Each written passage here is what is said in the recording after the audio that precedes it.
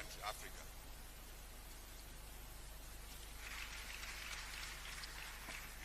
I feel it's one of those occasions where I can say without contradiction that Africa is a country where our problems are similar.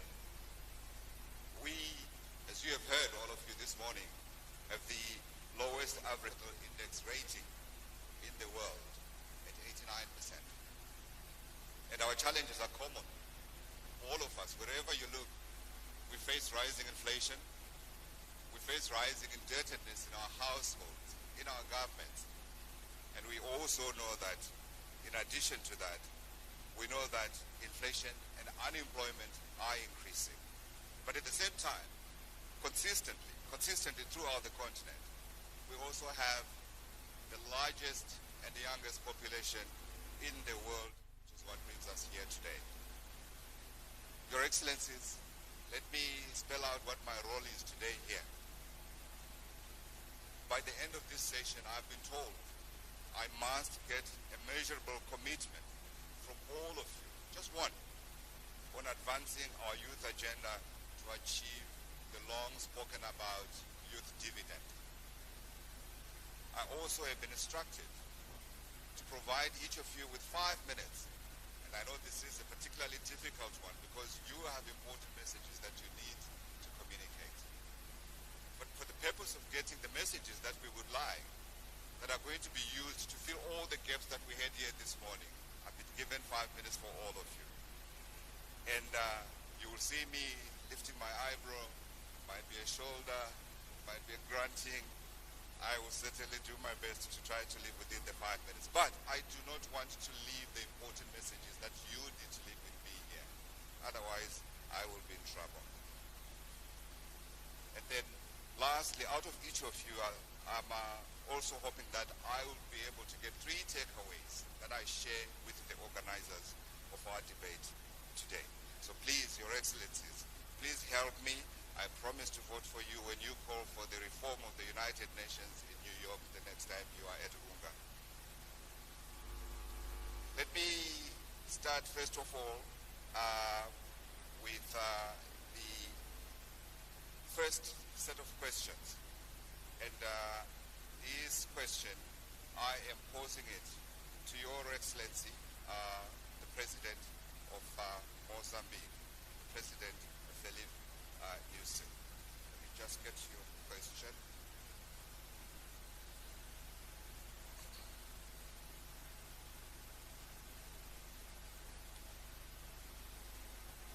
My notes are late.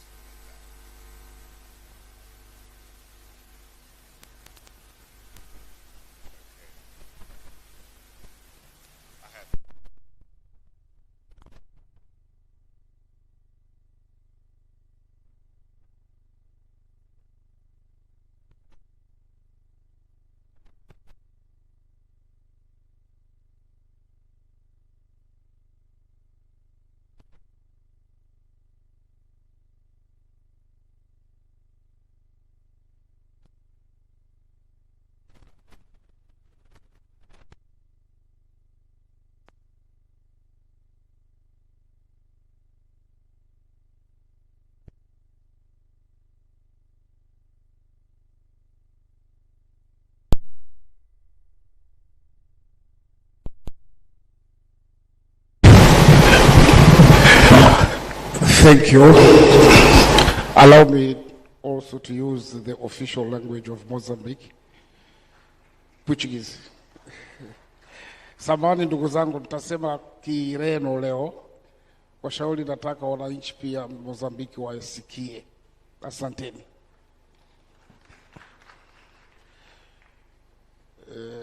Caros colegas, chefes de Estado, chefes das delegações, doutora Mônica, vice-presidente do Banco Mundial, todos presentes. Primeiro quero agradecer a oportunidade que os organizadores, neste caso concreto a Tanzânia e o Banco Mundial, nos dá para podermos partilhar experiências no âmbito de capital humano. Esta é matéria fundamental porque é a base do desenvolvimento dos nossos países. Eu vou escolher o caso de Moçambique, como caso de estudo. Nós, em Moçambique, agora somos cerca de 32 milhões de moçambicanos. Destes, 52% são jovens, mas também 51% são mulheres. A pergunta que me coloca concretamente o que fazemos para empoderamento, para o desenvolvimento do capital humano, concretamente para a mulher, ela é uma pergunta que não é isolada. Precisamos, aliás, tivemos a oportunidade aqui inicialmente de ouvir muitas intervenções aqui que foram feitas que definem as teorias do que é preciso fazer. Primeiro, precisamos de garantir a vida, boa vida ou a vida de qualidade para todos os nossos compatriotas, mas, sobretudo, para as novas gerações. Para isso, é preciso facilitar as condições, como acabamos de dizer aqui, ter água, ter comida, crescer bem, mas o elemento fundamental para o futuro destas crianças, dessas mulheres, é a formação. É aqui onde vou me basear muito. Nós, hoje vai encerrar em Moçambique, uma conferência que organizamos juntamente com a Unesco, uma conferência sobre a educação e qualidade. Exatamente por termos a consciência de que sem educação de qualidade, nada podemos fazer para o desenvolvimento dos nossos países. Estamos a expandir as escolas, sim, mas é preciso, como dizia a última oradora, é preciso ver se as pessoas da escola sabem fazer ou saem com algum conhecimento e alguma capacidade.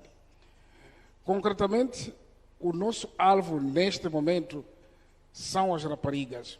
São raparigas que amanhã são mulheres, são mães, são chefes das famílias. Neste caso, como nós dissemos que a família é a base da nossa nação.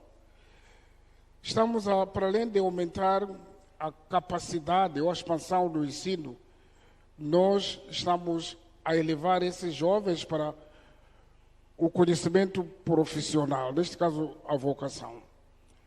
Tivemos a visita da doutora Mônica, onde discutimos bastante sobre como nós podemos fazer para podermos elevar a qualidade da vida das mulheres. Nós, em Moçambique, agora atingimos já a paridade em termos de raparigas e rapazes na escola. Nós, em Moçambique, também estamos a dar o ensino gratuito até nona classe, mas estamos a criar pacotes necessários para poder reter a rapariga da escola. Já se sabe que no continente existe casos de casamentos prematuros, a consciência de que a mulher existe só para servir o homem, a violência para a mulher ou contra a mulher, esses aspectos todos limitam a qualidade da formação ou da vida das mulheres. Então temos pacotes suficientes ou específicos para a formação e a retenção da rapariga na escola, através de facilitação daquilo que pode ser obstáculos, o uniforme, o lanche, cadernos, etc. Relativamente até à formação superior, nós estamos agora a criar pacotes no sentido de incentivos. Se há formações, é preciso dizer concretamente qual é a percentagem necessária. Estamos a tentar chegar aí. Existem profissões que são femininas, como concebemos o que não é, porque tudo pode ser feito, como a enfermagem, o ensino técnico profissional, grande parte são mulheres. Por quê? Por causa das mulheres que aderem à enfermagem, mas existem aqueles cursos masculinos, entre aspas, que não existem cursos masculinos, precisamente são aqueles cursos da engenharia, das matemáticas, das ciências, onde estamos também a incentivar a participação das raparigas. Nós estamos a promover a nível da juventude, juntamente com o Banco Mundial, projetos ou produtos que facilitam o ingresso à profissão aos jovens. Por exemplo, relativamente aos jovens, na sua generalidade, temos kits depois da formação para eles poderem iniciar o seu primeiro emprego. Por isso existe o projeto que chamamos Primeiro Emprego. Existe também o projeto que Eu Sou Capaz. Esse projeto de Eu Sou Capaz é mais das mulheres, das meninas pequenas. Estamos a criar a cultura de que a mulher é igual ao homem, a rapariga é igual ao jovem. Então, eu sou capaz, eles lutam através de muitos programas culturais para promover essa juventude. Estamos a financiar jovens, concorrem com projetos específicos, por exemplo, o último projeto, o último concurso que foi feito, concorreram a mais de 3.500 jovens para projetos concretos. E então, desses 2.500 qualificaram. E desses que qualificaram vão receber um valor monetário para iniciar com alguns projetos concretos. Portanto, para dizer que sim, é necessário, mas no âmbito da educação, há uma outra questão que nós estamos a colocar, a educação da infância.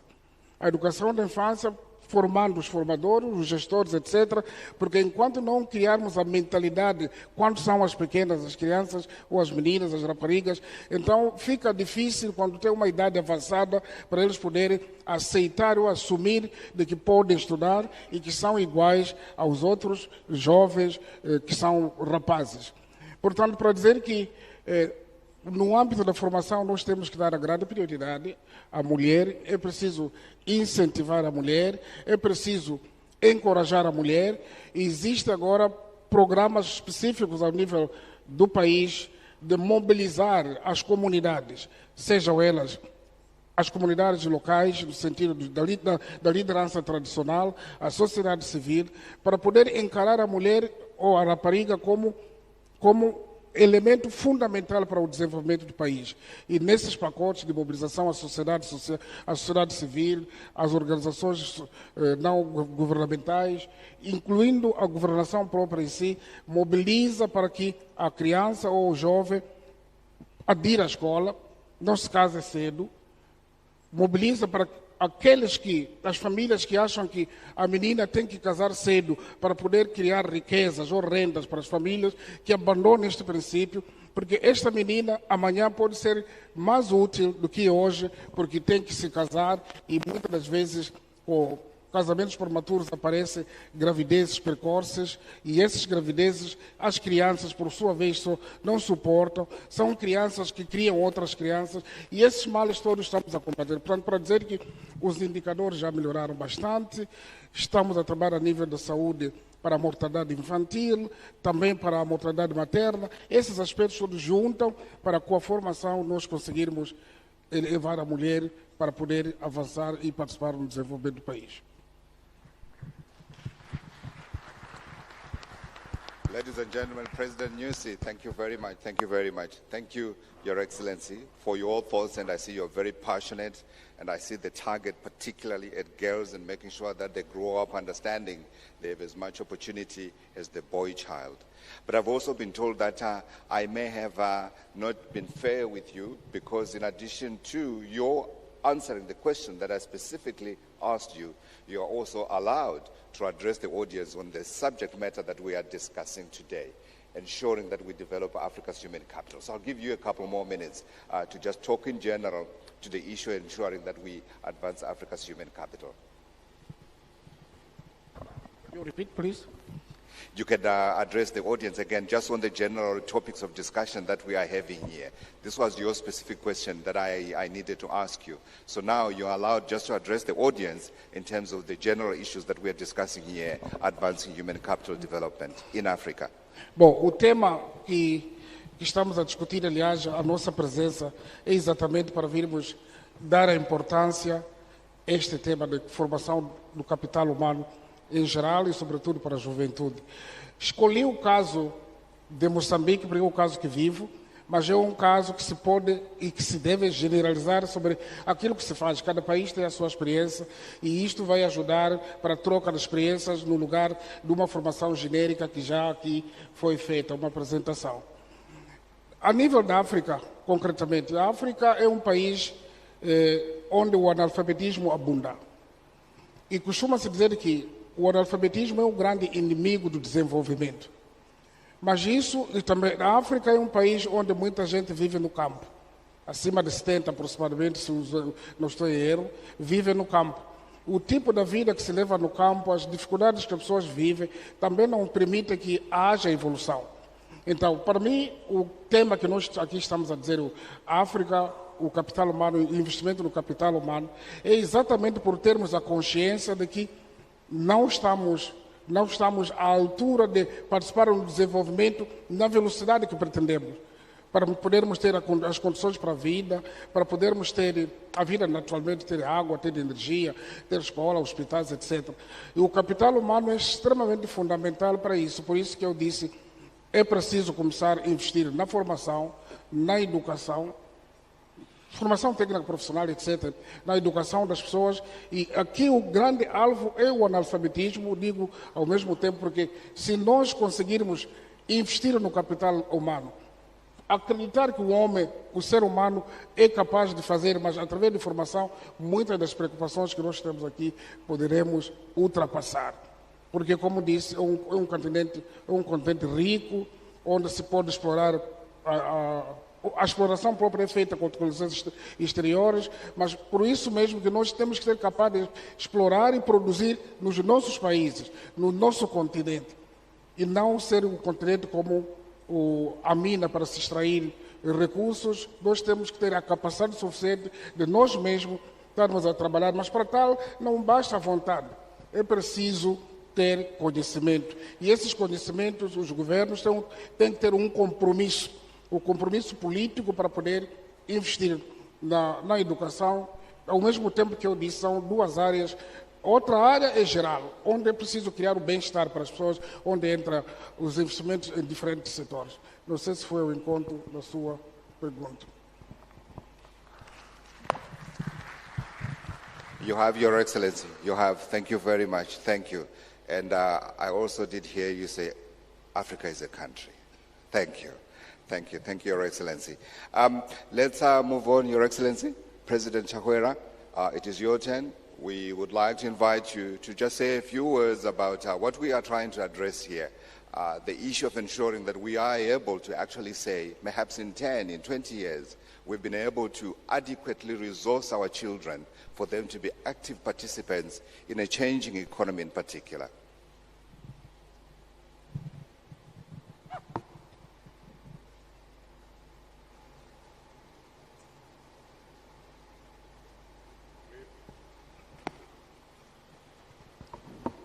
We believe that from this summit, we will learn from what I have already begun to learn and how to leverage our demographic dividend. You know, Malawi, just like Africa, has a youthful population. And our 2018 census states that 80% of our 17 million people were of the age under 35. The same report shows that Malawi's fertility has been steadily declining from 5.7 children per woman in 2010 to 4.2 children per woman in 2018. And we believe the decline as a signal that there is a demographic window of opportunity for economic growth if the youthful population is moved into a labor force. Nevertheless, there are challenges, and challenges that are impeding youth productivity, and these include low access to quality education and skills development, high adolescent fertility, drug and substance abuse, and child marriages. And so that forms a context in which the country-level milestones that are being addressed, particularly to make sure that education and skills development, science, technology, innovation, health, and nutrition are central areas to focus on, and the World Bank has been extremely helpful in making sure that some of these gains, even today, can be celebrated. We have completed reviewing the Early Child Development Curriculum, ECD, and we are in the process of reviewing education and training curriculum for primary, secondary, vocational and tertiary education at levels to include 21st century skills that meet the demand of the labor market.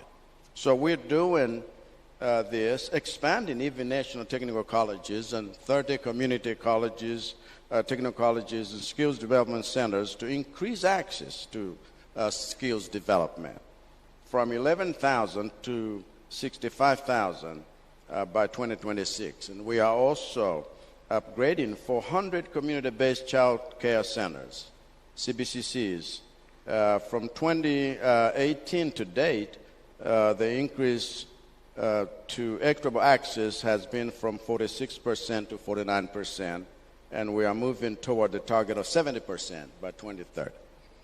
So these CCBCs are providing 3,000 tablets, provided with 3,000 tablets for learning skills, kiosks programs, provision under the Building Education Foundation in Innovation and Technology, BFIT program, 5,000 primary schools promoting open secondary schools, including development of virtual science labs, MyLab, open distance, and e-learning at tertiary level, which has resulted in an access increase from 0.8% in 2021 to 3%, and target access increased to 15% by 2030. So we want to intensify this, including digitalization. In our effort to provide employable skills, we are implementing graduate internship program, and over 14,000 graduates have benefited since 2018. And in addressing skills mismatch, we have established public-private sector skills dialogue forums to enhance interactions between training institutions and the industry. And we have also started reviewing the national job creation strategy to incorporate areas of high value chains, such as macadamia, cassava, sugar, with enormous potential for job creation. In terms of science, technology, and innovation, we want to improve access to skills development. We've introduced TEVIT mobile vans, outreach program targeting communities in hard-to-reach areas. We also established business incubation centers like design studios, innovation hubs, garages, maker spaces, industrial parks, fabrication labs in universities and our other designated places. This aims at providing hand-holding services to micro, small, and medium enterprises, SMEs, young innovators, and inventors. We've constructed special labs infrastructure in universities. And for national priority areas like mining for mineral exploration, identification and beneficiation, radio analytical lab for the standards body.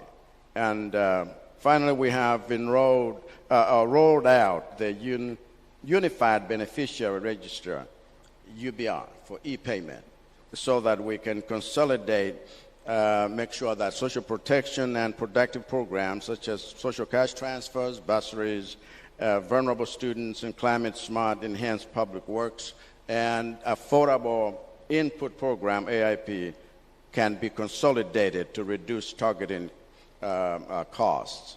In health and nutrition, we have reduced adolescent fertility rate from 15.2% in 2019 to 13.6% in 2021 through youth-friendly services, and we are targeting to hit 12% by 2030. Through the example of Chipatala Chapafoni, as like you can get help using your phone for medical services. And we have also made strides in improving health outcomes. For instance, life expectancy has increased from 55.6 years to 64.7 years between 2010 and 2020. Maternal mortality ratio from 439 deaths per 1,000 live births to 349 deaths per 1,000 live deaths in 7 years. Yeah. And our target is 110 per 1,000 by 2030. So the reduction in under 5 mortality rate also from 84.2 deaths per 1,000 live births in 2010 to 38.6 deaths per 1,000 live births in 2020. So we can go on, and these reductions, we believe that by 2020, we believe that by 2030, we will have reduced more, so that stunting, that was 35.35% in children under 5 years in 2020 is now 20.65 points lower than it was in 1992. Yeah. So this is the thing, and now we have the action plan to move forward. But food security, job creation, and wealth creation, these are things that we want to focus on. Yeah. Ladies and gentlemen, His Excellency, President Chakwera. Thank you, Mr. President. So clearly you've put together the plans, which sets up very nicely my next question, which is around the environment that African governments, including yourselves, find yourself in, where resources are scarce and you need partnerships for you to be able to move forward. So my question to you is, how are you going to be able to meet this challenge, given the challenge around resources? And I'm asking the question very much aware that, of course, the World Bank is here, and many other partners that are willing to work with African governments to try to make sure that you are able to meet the goals and the targets that you have so eloquently spelled out. So thank you very much, Mr. Martin. And that is a critical question, but we are addressing this in terms of 4 dimensions: fiscal targeting and spending, and then managing the population, and thirdly, increasing domestic revenue, and fourthly, building strategic and sustainable partnerships.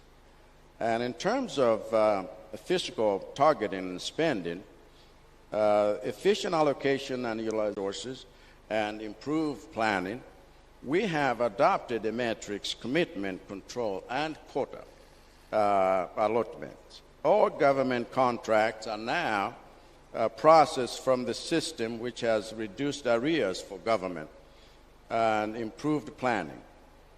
Ministries, departments, and agencies, MDAs, are now able to plan properly to the quota allotment in funding. And this is, of course, not pleasing to everyone, but we have to make sure we prioritize. This has improved accounting of government assets at both central and local levels by tagging government assets. We've also linked integrated financial management information systems, or IFMIS, to the human resource management system to address the problem payroll fraud.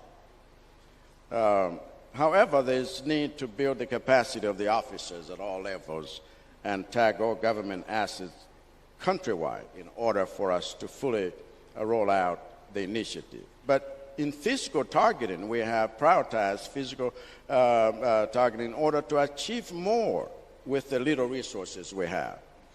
Sectors that have a multiplier effect are targeted, and more resources are allocated towards those sectors. For example, we are heavily investing in the education sector, as witnessed in the continued support towards the new Global Compact on education financing, where we are sustaining allocation of at least 15 to 20% of national budget. Our government will therefore continue prioritizing sectors that advances human capital, including health, youth, education, labor, and gender, and then manage the population. We believe that we are doing it because now we can see a decline in terms of fertility rates. And through youth-friendly services, we've seen from 15.2% in 2019 to 13.6% in 2021. And so these we will include. But we have to increase domestic revenue base, and we are also using digitalization to achieve the same. Building strategic partnerships with, like, development partners, the World Bank, private sector, philanthropic organizations. These are the issues that we are wanting to follow to address that. It's a good challenge that we have, youthful population, but we can also sustainably use it to make sure that Africa's development depends on that. Absolutely. Thank you very much, Your Excellency. Please help me to applaud His Excellency, the President of Malawi, Dr. Lazarus Chakwera. Let's move on. Your Excellency, thank you very much for your discipline with time. I totally appreciate it. We're still within time. Let me come to you, Your Excellency. That's Carlos Emmanuel Villanova, President of the Republic of Sao Tome and Principe. I'm not putting pressure on you by talking about time. I'm just saying I'm very happy with the progress that we have made. May I invite you to share with the summit your initial thoughts on the general discussion that we are having here around making sure that we are able to harness that youth dividend. We've spoken so much about the continent.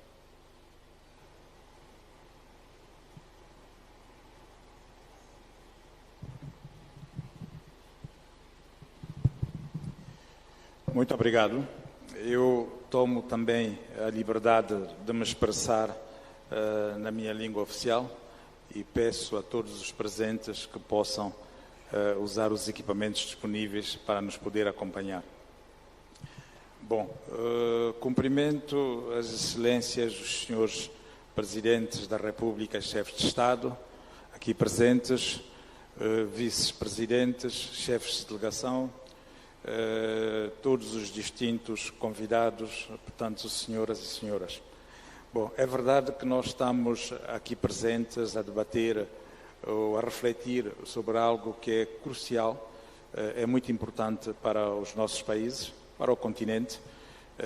Todos os que me antecederam, todos os debates já e discussões havidas mostram-nos que muito do que estamos aqui a fazer são comuns a todos os nossos países. O capital humano de que dispomos é enorme, é como a água, é vida, mas também pode matar.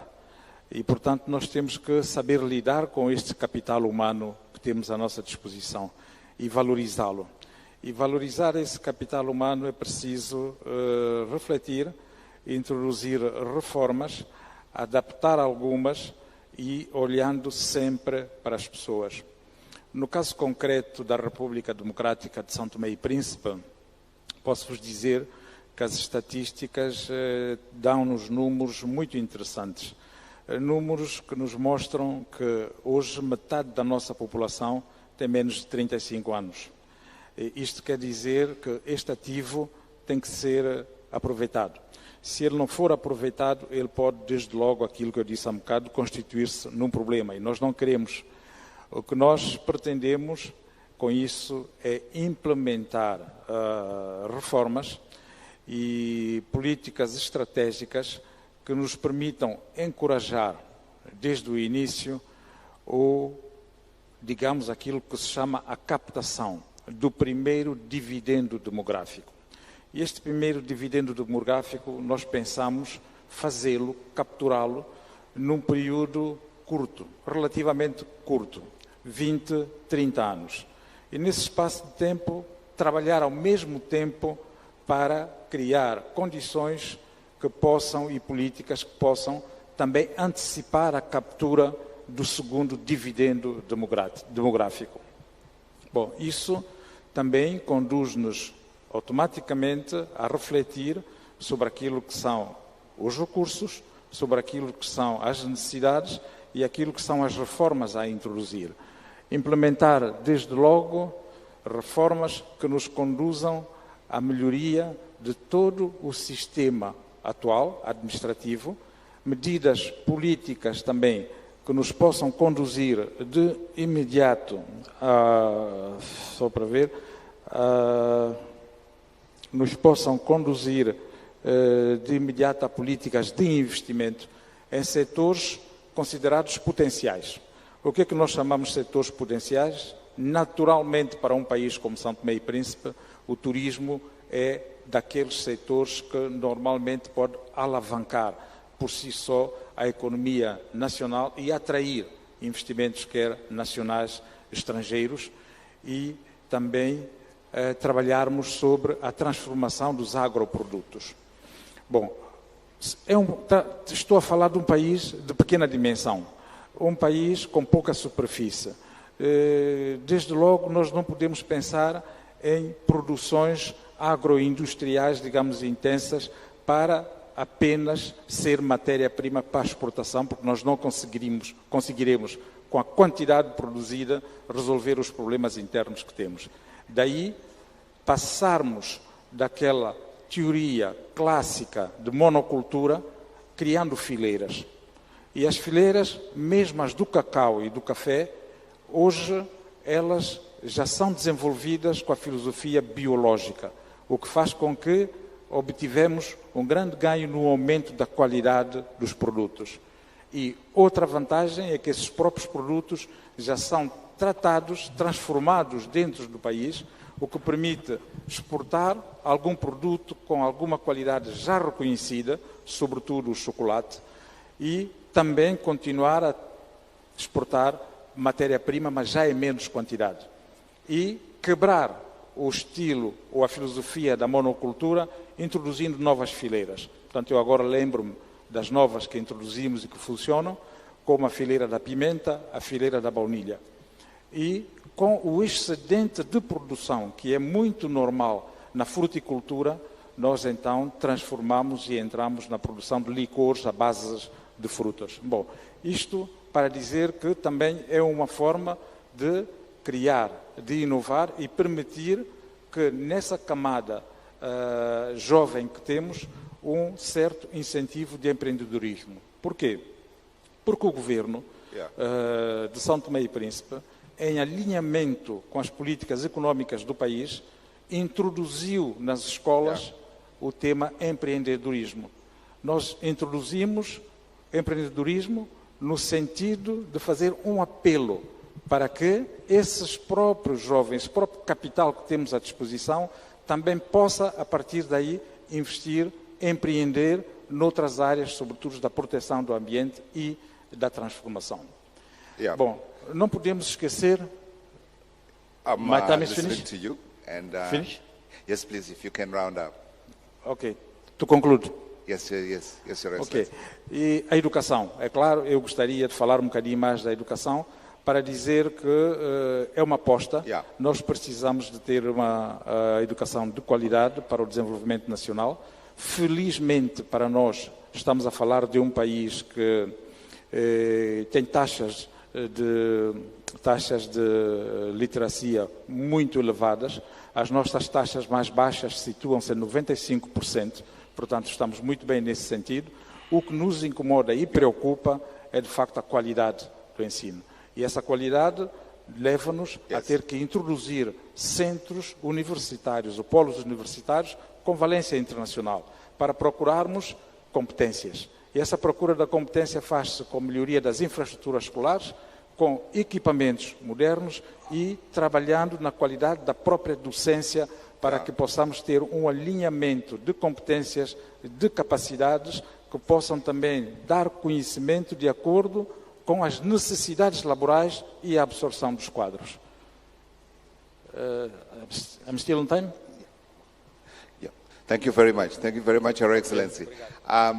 I was getting guidance in terms of where we go from here, but I wanted to say to you, I am looking forward to the day when I can have that chocolate from Sao Tome and Principe.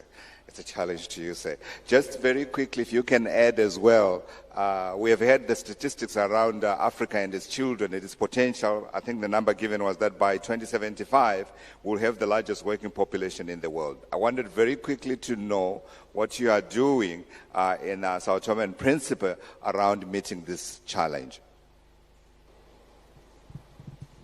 Em São Tomé e Príncipe, nós já adotamos um plano de ação nacional virado para a juventude de 2020 a 2024. E agora ele está em ação. O que nós pretendemos é continuar, como disse, a adaptar e a atualizar os nossos dados estatísticos para obter os melhores ganhos dessa juventude. E demos conta que uma das necessidades que nós temos que fazer e uma das reformas é na promoção do ensino técnico-profissional. Técnico-profissional com enfoque no setor do ambiente, das novas tecnologias e, sobretudo, com o espírito de inovar e criar, ou digamos, ter iniciativas empreendedoras. Isto terá o patrocínio do Estado e o apoio do Estado. Nós já temos estado a trabalhar neste plano, como disse, é um plano de ação nacional de 2020 a 2024. E também achamos que é muito importante que haja uma cooperação mais intensiva, mais forte com as empresas privadas, porque a administração pública não pode absorver todo esse capital humano por si só. E esta cooperação com as empresas privadas, nacionais e estrangeiras, vai nos permitir nivelar ou fazer um alinhamento do que são as competências, as capacidades e trabalhar de acordo com o conhecimento daquilo que serão as nossas necessidades para a empregabilidade e aí sim absorver os quadros todos formados. Como eu disse há um bocado, isto é um trabalho que é evolutivo, não é um trabalho feito, é um processo que leva o seu caminho, mas vimos que o que São Tomé e Príncipe está a fazer, ou o que São Tomé e Príncipe tem como desafios e problemas, grande parte deles são comuns aos nossos países, pelo que eu ouvi aqui, e creio que ao sairmos daqui, sairemos com mais ferramentas para melhorarmos aquilo que já são os nossos planos de ação e contribuirmos, de facto, para este grande ativo que nós temos, que é o capital humano em cada um dos nossos países. Muito obrigado. I totally agree with you. I totally agree with you. Thank you very much, Your Excellency. That's His Excellency Carlos Manuel Villanova, President, Democratic Republic of Sao Tome and Principe. Last but not least, it says His Excellency Olavo Avelino Garcia Correa, Deputy Prime Minister, Republic of Cabo Verde. Your Excellency, it's the same format, so your initial reflections on what brings us here today, why you committed time to come here and join your fellow heads of state here to talk about what we need to do to make sure that we do not have a disaster, but that we have a dividend for our youth. Muito obrigado. Cumprimento a todos novamente. Eu tive de fazer cerca de 17 horas de voo para chegar a este país, a Tanzânia, Dar es Salaam, mas acho que foi um bom investimento, porque tem sido dias importantes de debate e de reflexão. Mas a questão que se coloca para mim, ela é simples e tem a ver com dois aspectos que eu gostava de partilhar com a audiência.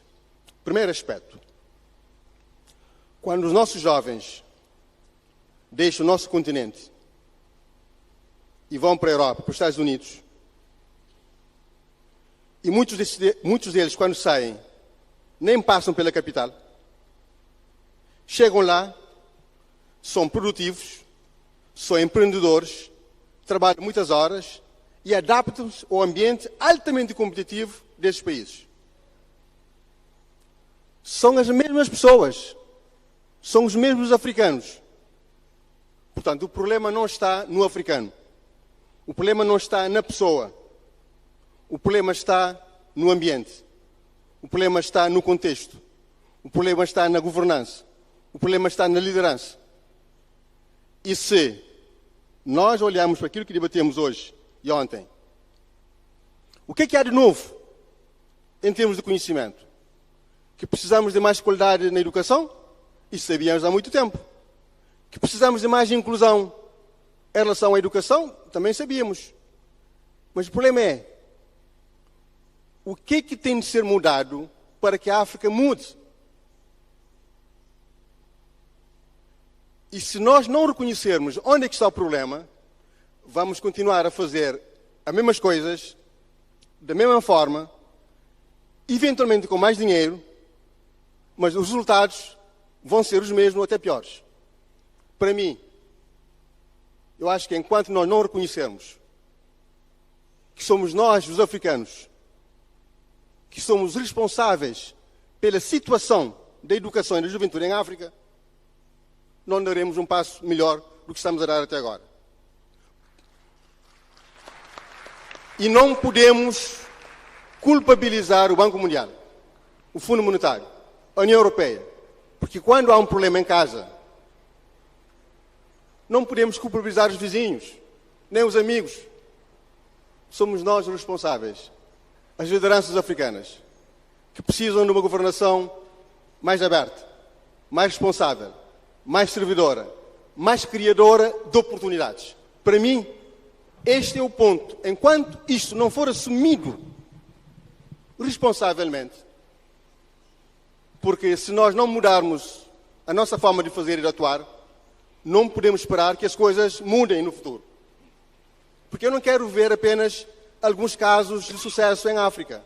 3, 4 países. Dou os parabéns.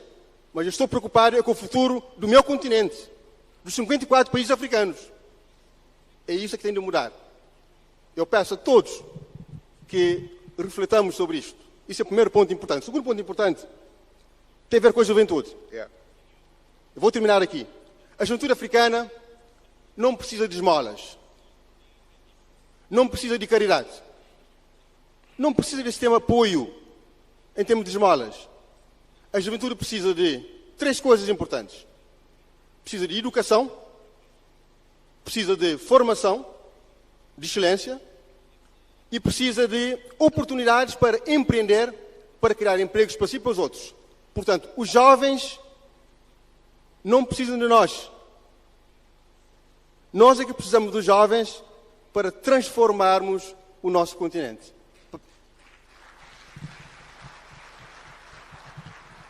E é disso que nós temos de falar. Como é que nós podemos criar oportunidades para os jovens africanos? E eu gostava de partilhar a experiência também de Cabo Verde sobre essa matéria. Muito obrigado. Thank you, Your Excellency. Thank you, Your Excellency. My final question to you then becomes, and while I'm asking you my final question, I wanted to remind Your Excellencies that I've already talked to that you do need to promise me one commitment that we share here that I'm going to share with the organizers. So final question to you then becomes, what needs to change? You make a great point about the fact that the very same people that are running away from here, when they get to developed economies, become entrepreneurs. So it's not in them. You are right. What is it? Is it our environment? If it is our environment, how do we change it? What do we need to change? Sorry, very Your Excellency. Muito obrigado. Eu penso que nós temos, desde logo no continente africano, de fazer 3 coisas para a nossa juventude. Garantir educação. Mas como é que nós podemos garantir educação de qualidade se os jovens e as crianças não têm acesso à energia, à água potável, à alimentação? Como que nós podemos garantir a inclusão ao nível da educação e investir mais na educação? Como foi aqui dito, eu acho que não é se nós vamos investir. Nós temos de investir mais na educação. Mas como? Eu permito uma expressão, e a minha franqueza. O primeiro passo não é pedir mais dinheiro ao Banco Mundial. Eu acho que nós precisamos de mais recursos constitucionais para investir na educação de qualidade. Mas enquanto nós não fechamos a porta para financiamentos ilícitos, para corrupção, para a utilização indevida dos recursos africanos e usar esses recursos para a educação e para a saúde, não conseguiremos lá chegar. Nós precisamos de criar as condições em África para mobilizar os recursos financeiros que são necessários, acrescentar também recursos terceiros, para investirmos na educação de qualidade, para investirmos na formação profissional de qualidade e também para criarmos um ambiente de negócio em que funcione o Estado de Direito, funcione a liberdade económica, em que as instituições funcionem e são servidoras, em que os governos tenham uma perspectiva não de exercício de poder, mas de servir às populações e aos jovens africanos. É essa mudança de governança. Eu penso que o aspecto-chave e crítico está na governança e na liderança ao nível de cada um dos nossos países, porque o resto nós poderemos seguramente encontrar em África, mas também com o apoio dos nossos parceiros em toda a parte do mundo. Muito obrigado. Thank you, thank you, thank you, thank you, Your Excellency. Thank you, thank you, thank you. If I were going to sum it up, I was just going to say education, education, education. Because from there, we can improve governance. From there, we can have a citizenry that is aware of its responsibilities, and we solve all our other problems. Thank you very much indeed for your time. I'm going to stick with you very quickly and ask you to make a commitment here and now about what we're going to do to change the situation on the ground. Measurable, sir. A minha mensagem é simples. Já dizia Nelson Mandela: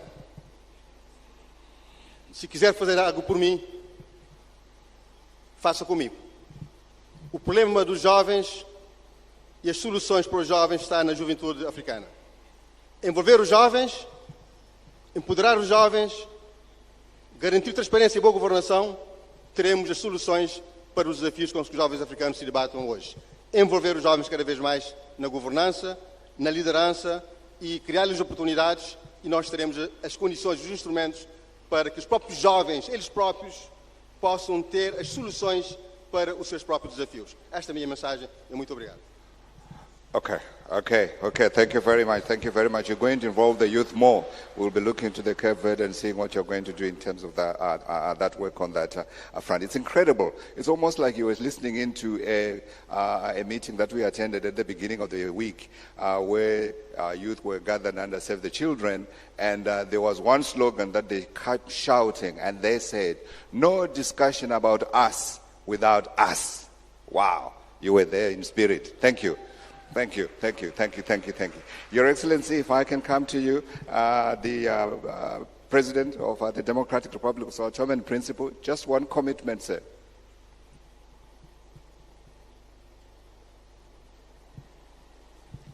Bom, eu penso que igualmente o verdadeiro compromisso com esta massa humana que temos à nossa disponibilidade, que constitui um capital, é empoderá-los cada vez mais, investir em programas que se adaptem ao empoderamento da juventude, capacitá-los para que as competências melhorem, elas estejam niveladas e possam ser úteis, porque formar e dizer que conseguimos ter todos os jovens formados, e se nós não trabalharmos nas suas capacidades, nas suas competências, especializá-los, nós teremos todo um conjunto de situações internas e de recursos por aproveitar que nós não podemos fazê-lo.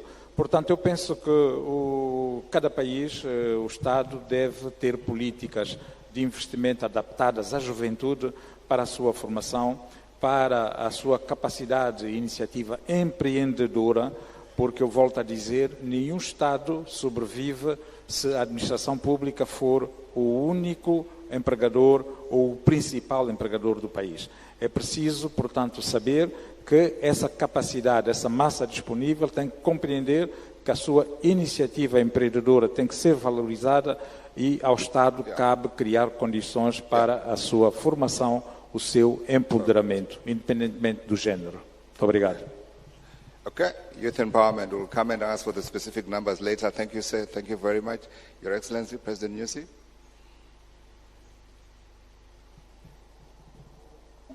Vou continuar na agenda, como disse. Primeiro, é preciso haver compromisso forte político. E um compromisso permanente, não sazonal, não de épocas. Isso é fundamental. E depois é preciso investir na juventude, investir na formação, em todos os aspectos. Quando falamos de formação, significa, mesmo depois de formação, é preciso ter o segmento daquilo que nós formamos, qual é o produto que traz para nós. Mas também não é menos importante nós aceitarmos as parcerias ou a comunhão com a ciência. E se não existe essa ciência, esse conhecimento, essa tecnologia nos nossos países, vamos buscar o conhecimento. Não devemos ter o receio de ir buscar o conhecimento para podermos amanhã sermos melhor do que mesmo aqueles que nos ensinaram. Obrigado. Thank you. Thank you. Thank you, Your Excellency. Thank you. President Chakwera.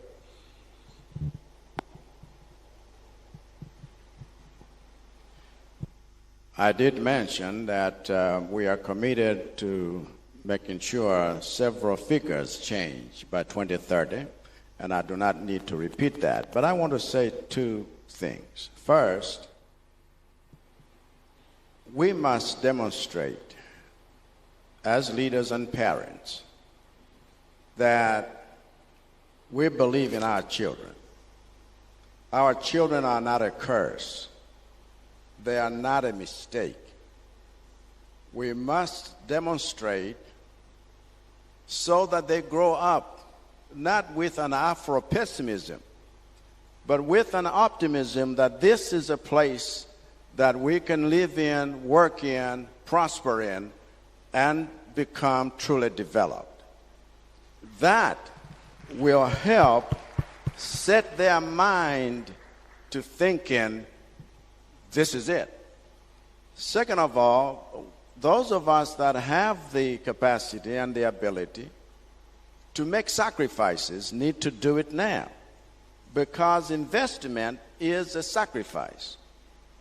And so in demonstrating belief in our children, in the youth, it means that we are willing then to say no to certain things so they can have a future and a generation looking forward to truly a 2063 that's possible. And it can be done intentionally. So what we are trying to do now is to say between 15 to 20%, let that be invested in education, in multiplier ministries, departments that do produce multiplier effects. That way, they will be trained and skilled, and they will be healthy, so that they are able then to produce the wealth that we all can enjoy. Thank you. Thank you, Your Excellencies. I'm hearing a permanent commitment to building the lives of our children, making sure they go to school. We heard about the issue around the quality of education. So we are broadcasters, so we record everything you've been saying here, and we shall be bringing it back to you. Thank you very much for your attention. Thank you for listening. Excellencies, distinguished guests, let's give them a big round of applause as they take their seats back. Thank you very much. A gracious thank you once again to you, our distinguished heads of states, for sharing inspiring examples and approaches on how to tackle human capital challenges. Thank you very much.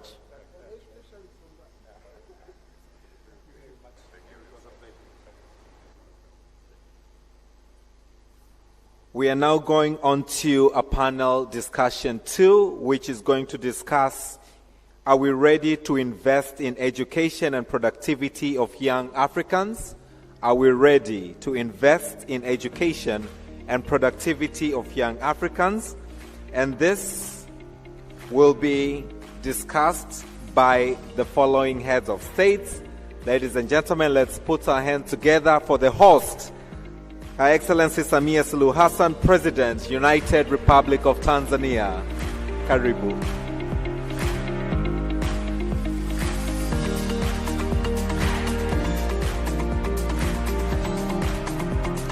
As she comes to the stage, I would also like to call to the stage His Excellency Dr. Julius Maada Bio, President, Republic of Sierra Leone.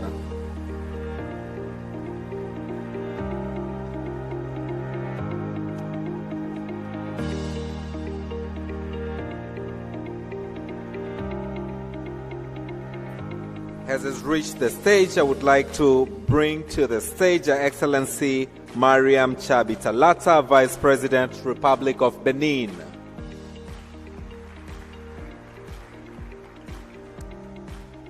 Join me to clap as I invite to the stage His Excellency Cleopas Lamin, Prime Minister, Kingdom of Eswatini.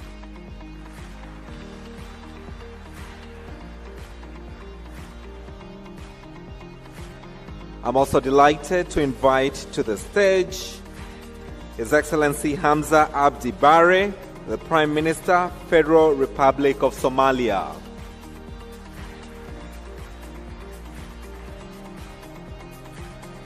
And as he comes to the stage, last but not least, Excellencies, distinguished guests, allow me and let's put our hands together for His Excellency Demeke Mekonnen, Deputy Prime Minister, the Federal Democratic Republic of Ethiopia.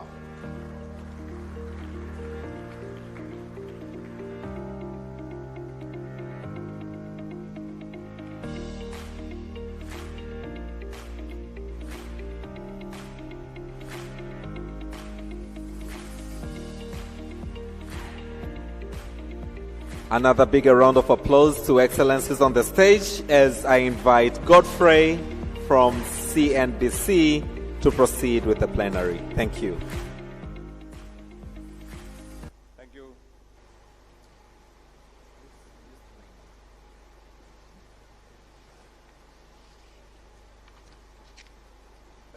you. Thank you. More now. I'm hoping everyone can hear me. Yes, it appears to be working. Your Excellencies, thank you again for coming through and spending time with your colleagues, if I may say, and of course your partners who are crucial in tackling the question that is before us. And if I may remind you again of the format, I've been tasked to make sure that we can get through all of you to make a point. One, a commitment to this summit about what you're going to do to advance the issue of human capital development on the African continent. And then secondly, I've also been tasked to make sure that I'm able to get 3 recommendations that I can take away from this session as well, that I share with our organizers. And to be able to achieve all of that, I'm giving you 2 things. Number one, first of all, to address the general topic that we're talking about here today. And then secondly, to talk to very specifically to the points that have been given to me for me to ask you. So, reminding you again, our session is on ensuring that the issue that's been brought up, the issue of education, are we ready to create young Africans that are productive and that are able to participate as much as they can in our economies? Your Excellency, President Samia Suluhu Hassan, if I can start with you, your thoughts on this gathering that you have brought about, because clearly you identified something that needs to be done.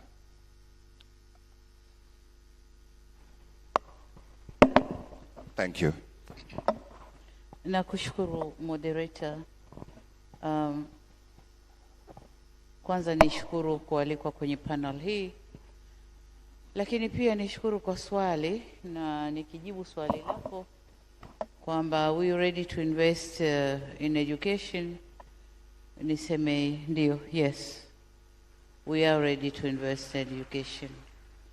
Na kama nilivyosema kwenye hotuba yangu kwamba ni kuwekeza kwenye education peke yake au kwenye elimu ndio kutafanya tujenge society, vijana ambao watakuwa wanajielewa na kujua nini wanapaswa kufanya kwenye nchi zao na hatimaye bara lao. Labda niseme uzoefu wetu Tanzania, tuko tayari kuwekeza kwenye education na tumeanza na early child education au elimu ya awali, ambapo elimu ya awali zamani ilikuwa ni kama sehemu tu ambazo labda wachimba madini, wakulima wanaweka tu vibanda na kufanya watoto wao wasome pale. Lakini kama serikali tumeona hiyo opportunity, na sasa tumejenga shule za kisasa kabisa ambazo watoto wale sasa wanasoma, na ni watoto wa kuanzia miaka 2.5 mpaka miaka 5, sababu miaka 6 anaanza kuingia primary education. Lakini pia tumetumia fedha nyingi kuwekeza kwenye shule za msingi. Kama nilivyosema, population ya Tanzania ni kubwa na inakuwa kwa kasi. Kwa hiyo kila mwaka tunatumia fedha nyingi kuwekeza kwenye kujenga shule zaidi za msingi, lakini vile vile za sekondari.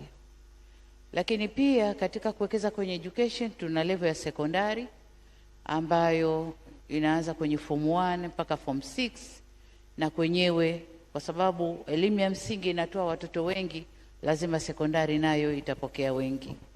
Lakini pia tumewekeza kwenye vyuo vikuu. Tanzania ina vyuo vikuu kama 52, 30 ni proper vyuo vikuu na vilivyobaki ni vyuo vya kati au colleges ambazo zinafundisha mambo tofauti tofauti, hasa mambo ya teknolojia. Lakini katika kuwekeza education tunaangalia pia sasa sifa za walimu. Kwanza wingi wa walimu. Tunaangalia teachers students ratio. Kusema ukweli bado tuko nyuma. Tunajitahidi kuajiri, lakini bado kutokana na wingi wa watoto bado tunapambana. Lakini tunaangalia pia uwezo na sifa za walimu katika level tofauti. Wale wanaosomesha early child education, wanaosomesha primary na wanaosomesha sekondari, kuwajenga katika maeneo yao, vivyo hivyo vyuo vikuu. Lakini tunaangalia pia mazingira ya elimu, na kwenyewe nako kuna cost implication. Pesa nyingi inatumika kwenye kujenga mazingira ya elimu ili mwanafunzi awe na raha na mwalimu awe na raha kusomesha. Kubwa tunaloliangalia mbali ya ujenzi wa madarasa, lakini usafi wa mazingira, water and sanitation katika maeneo ya shule. Kwa muda mrefu nyuma, watoto wa kike ambao walishafika umri wa kuvunja ungo kuwa wakubwa walikuwa wanakimbia shule kwa sababu mazingira hayakuwa mazuri kwa wao wakati wa haja zao kujisafisha na mambo mengine. Lakini sasa tunajenga vyoo vizuri, tunapeleka maji maeneo ya shule, tumeweka mazingira mazuri kiasi ambacho wasichana wakati wote wapo shuleni. Lakini jengine katika kuwekeza kwenye elimu, nilisema mapema, kwanza watoto wetu kuanzia elimu ya awali, early child education, mpaka secondary school, form 6 before entering university, hawa wote wanakwenda elimu bila malipo, hawalipi. Lakini wanapokwenda university na vyuo vya kati, tuna mfuko maalum wa maendeleo ya elimu ambao wanafunzi hawa wanakopeshwa na wanakwenda kujisomesha. Watakapopata ajira ndipo wanaporudisha hizo fedha. Lakini katika bajeti iliyopita ambayo tunaitekeleza mwaka huu, tumeondosha pia ada kwenye vyuo vya ufundi na mafunzo ya mali, ili wanafunzi zaidi waingie wasome elimu ya ufundi, tuwajenge na uwezo wa kufanya kazi, uwezo wa kuajirika, ili waweze kwenda kwenye masoko ya ajira. Asante sana. Thank you, Your Excellency. As a follow-up question, I recognize that I may cover some of the things that you've already covered. That's okay, you can skip them. But in addition to what you have said and your commitment around girls, I wanted to focus a little more on what policy actions you are going to be taking to create an environment where youth can flourish, where that child, that girl, that boy does not feel the need to cross that dangerous sea into Europe and decides to practice their entrepreneurship here, like we heard from the from the Deputy Prime Minister. Asante sana. Ni kweli kwamba katika kuwafanya watoto wetu wapende kukaa nyumbani, kama nilivyosema, la kwanza tunawaingiza kwenye vocational training and vocational studies, mafunzo ya mali na mafunzo ya ujuzi, ili wawe na skills.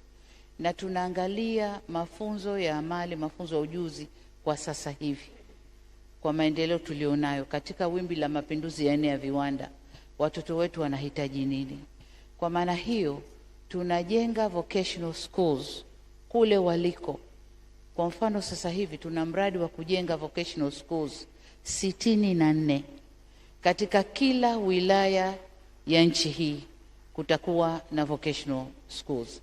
Lakini pia tuna folk development schools ambazo hizi zinapokea wanafunzi ambao wamedrop darasa la 7 au form 4, na wanakuwa wanafundishwa elimu mbalimbali ya ujuzi, skills development, ili waweze kupitia mikopo niliyosema hapa inayotolewa na halmashauri zao waweze kuchukua mikopo na kuweza kujiajiri wenyewe.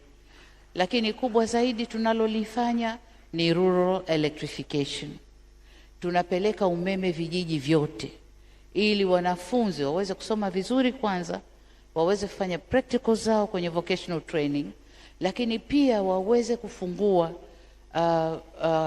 shughuli zao za kujiajiri kule waliko, badala ya kurashi kuja mijini au kutaka kuingia tamaa kwenda Ulaya kutafuta green pastures. Tunajitahidi kuprovide kila kinachokuwa lazima ili wabakie hapa.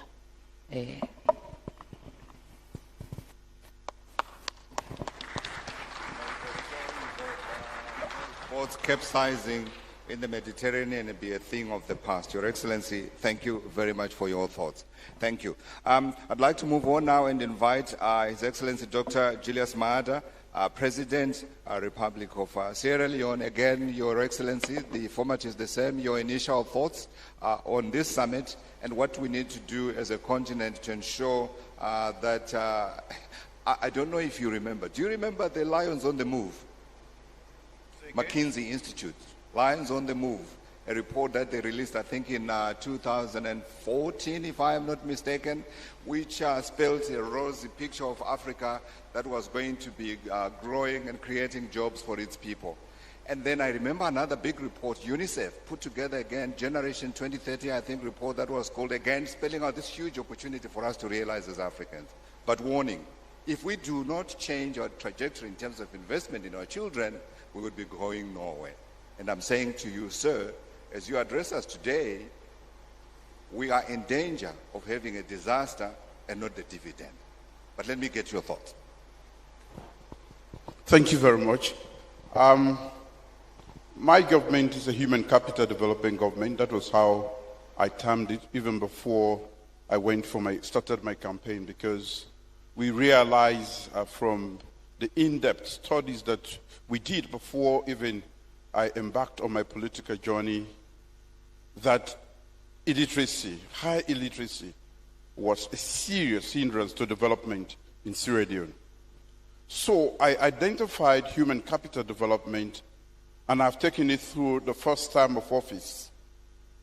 For me, it's not a matter of whether we are ready or not. The need is upon us. And for certain things, you don't have to be ready to embark on them.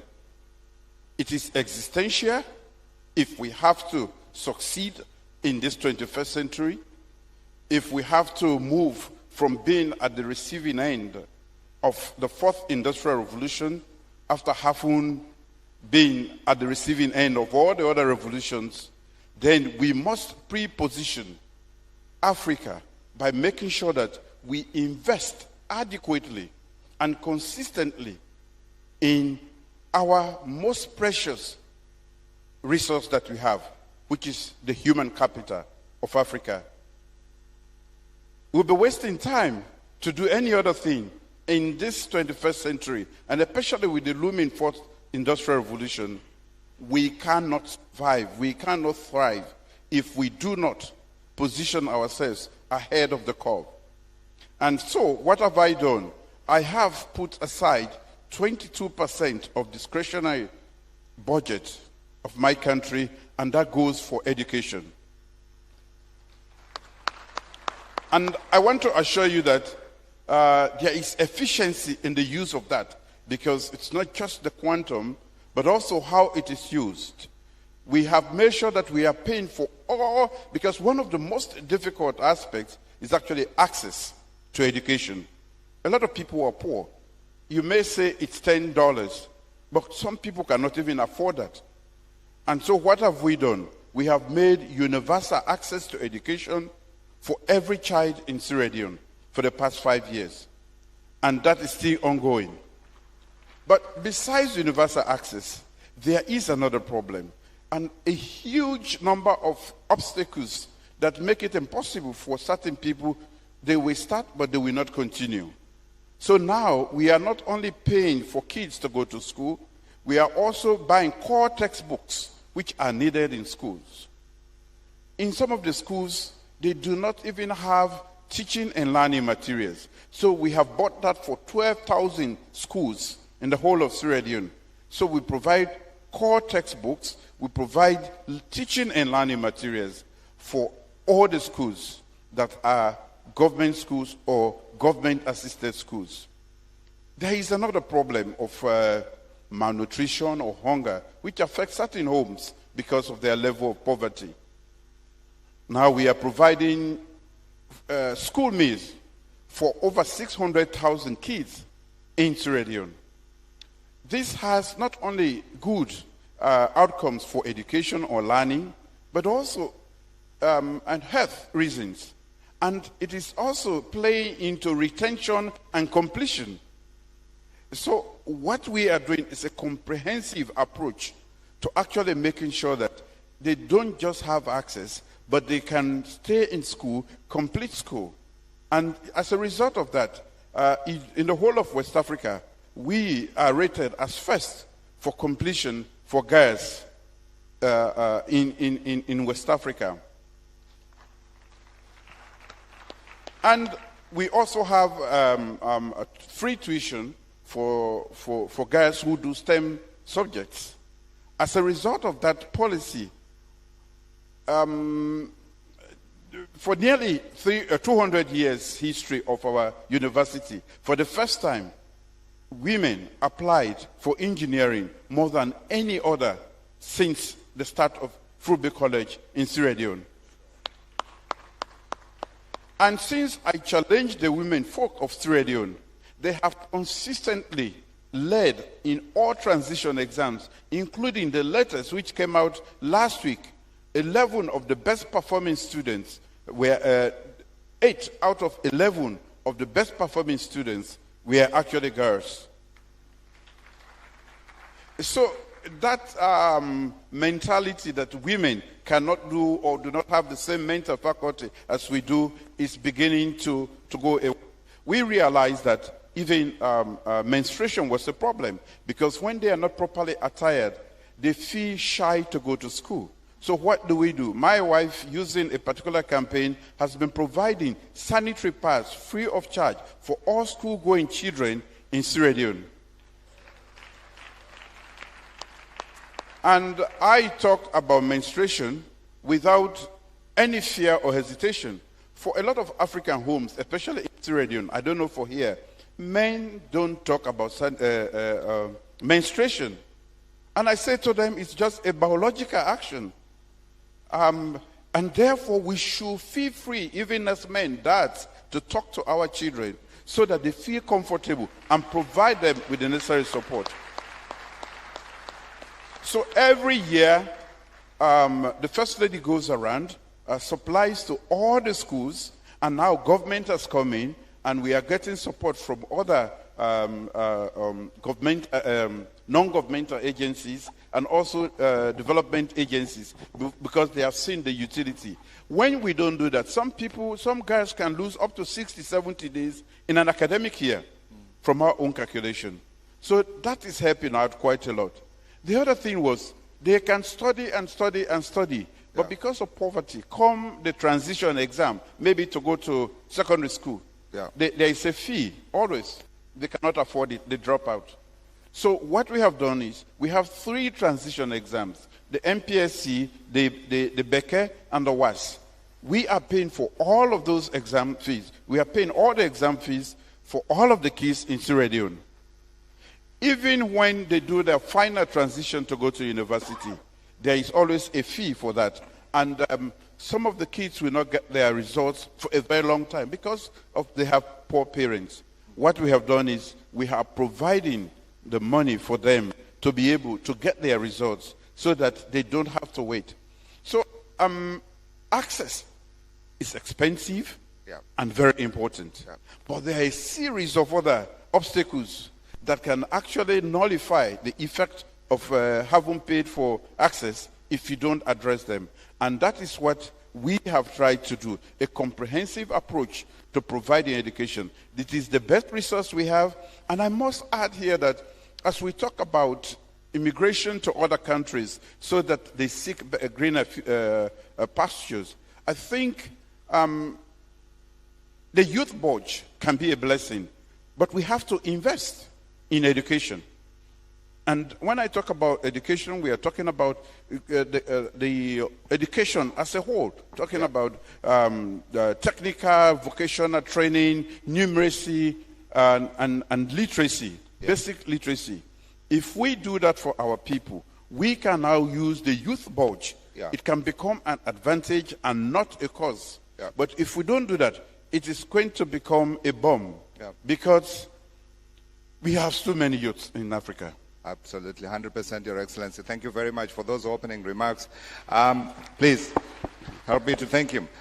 So I think for me, what is really eye-opening is the fact that you, Your Excellencies, are breaking down what has traditionally been a taboo subject amongst African societies, talking about menstruation, talking about what those girl children go through, and not talking about what it means for them to be equal participants as a result of that being a taboo subject. Thank you for breaking it down. We totally appreciate that. But I wanted you to add a little more. You spoke about the importance of access.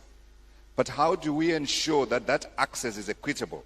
Because you spoke yourself about the disadvantage of the girl child.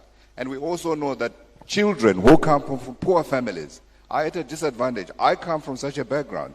Until one of us, my brother, was educated, we were all destined to stay in the rural areas. We broke the poverty cycle because we got access and it was equitable. How do we ensure that on a bigger scale across the country, across the continent? Access to education. Equitable. Equitable. Yeah. We have first what we call radical inclusion. Radical inclusion. It's a policy by our government.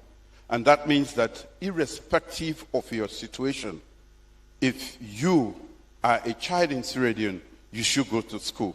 Wherever you are, whether you are disabled, in whatever state, no political colors come into play, everybody should go to school. This is radical inclusion.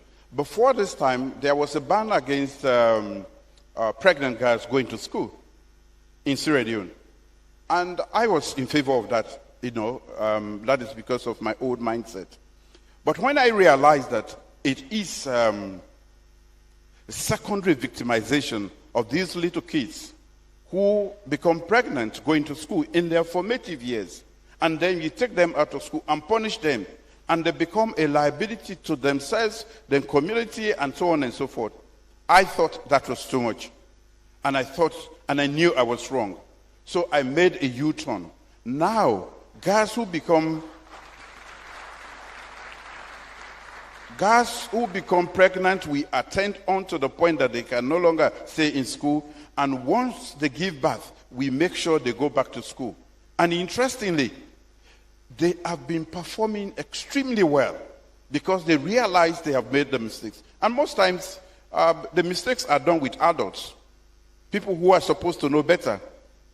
But we blame the child, we blame somebody in 13, 14, 15 years old, and we want her to carry that blame or sin for the rest of our life. I think that is... So one of the things we have done is to make sure that whether you are in the village, you can access education.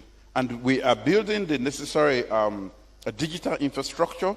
We have trained more teachers for quality, and also to make sure that they can go as fast as they can to be able to give the quality of education. Because what we have to do in Africa also is not just education. It must be fit for purpose education. Education that we meet the needs of the future, a digital economy. That is what we are entering. So the things we have done as when we were in school, which we are forcing our children to do, are no longer good for them. So we must look at the future and make sure that our children are acquiring the skills that will make them relevant for the future. And what have we done? The youth who are going out, 33% of my cabinet are young people. When I say young people, they are youth. 33% of them are also women. An act which is we call the GIWI Act, which makes sure that 30% of all parliamentarians must be women. 30% of all ministers should be women. And I just appointed my cabinet, and I made sure I complied to that because I passed that bill. And in the corporate world and in other fields of endeavor, we are making sure that nothing less than 30% for now, because this is the very first time we are taking this bold action. Yeah. They are women, right across Sierra Leone. That is the beginning of making sure that the women feel part of us and they can contribute. After all, their population, they are more than 50% of our population. 100%. So it's like trying to do boxing with one hand behind Yeah. you. Even a lazy man like me can fight any boxer with one hand behind him. Absolutely. You're going to lose. You can't do it with one hand. Your Excellency, thank you very much for those thoughts. Thank you. Thank you. And it's interesting. It sounds like, again, you were listening to the youth that were attending this seminar that I told you about. One of the things they said, children speak sometimes a little too forcefully. So they said, we demand that there must be a quota for young people in every cabinet in Africa. And I see that you have already started that work on your front. Thank you very much. Let's please allow me to invite Her Excellency Mariam Chabi Talata, Vice President, Republic of Benin. Again, ma'am, I'd like to invite you to share your thoughts on the summit and the work that we are doing, or that we need to do. I think that's the more important part, what we really need to do, before I invite you to answer my very specific question for your country. Thank you.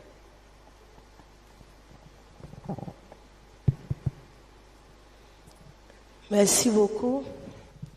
Je commence par présenter mes remerciements à Madame la Présidente de la République unie de Tanzanie pour l'accueil, l'hospitalité. Je présente mes hommages aux chefs d'État et de gouvernement ici présents. Je salue les vice-présidents et les premiers ministres ici présents. Le thème qui nous unit ici est le suivant. Sommes-nous vraiment prêts à investir dans le capital humain? Moi, je viens d'un petit pays. Géographiquement parlant, c'est la République du Bénin. Nous sommes tellement petits que pour nous rendre visibles, nous nous appuyons sur le géant qui est à côté de nous. Chaque fois que je rencontre quelqu'un qui ne connaît pas bien la région ouest-africaine, qu'il me demande d'où je viens, je suis obligée de dire, je viens d'un pays qui est à côté du Nigeria. Vous voyez?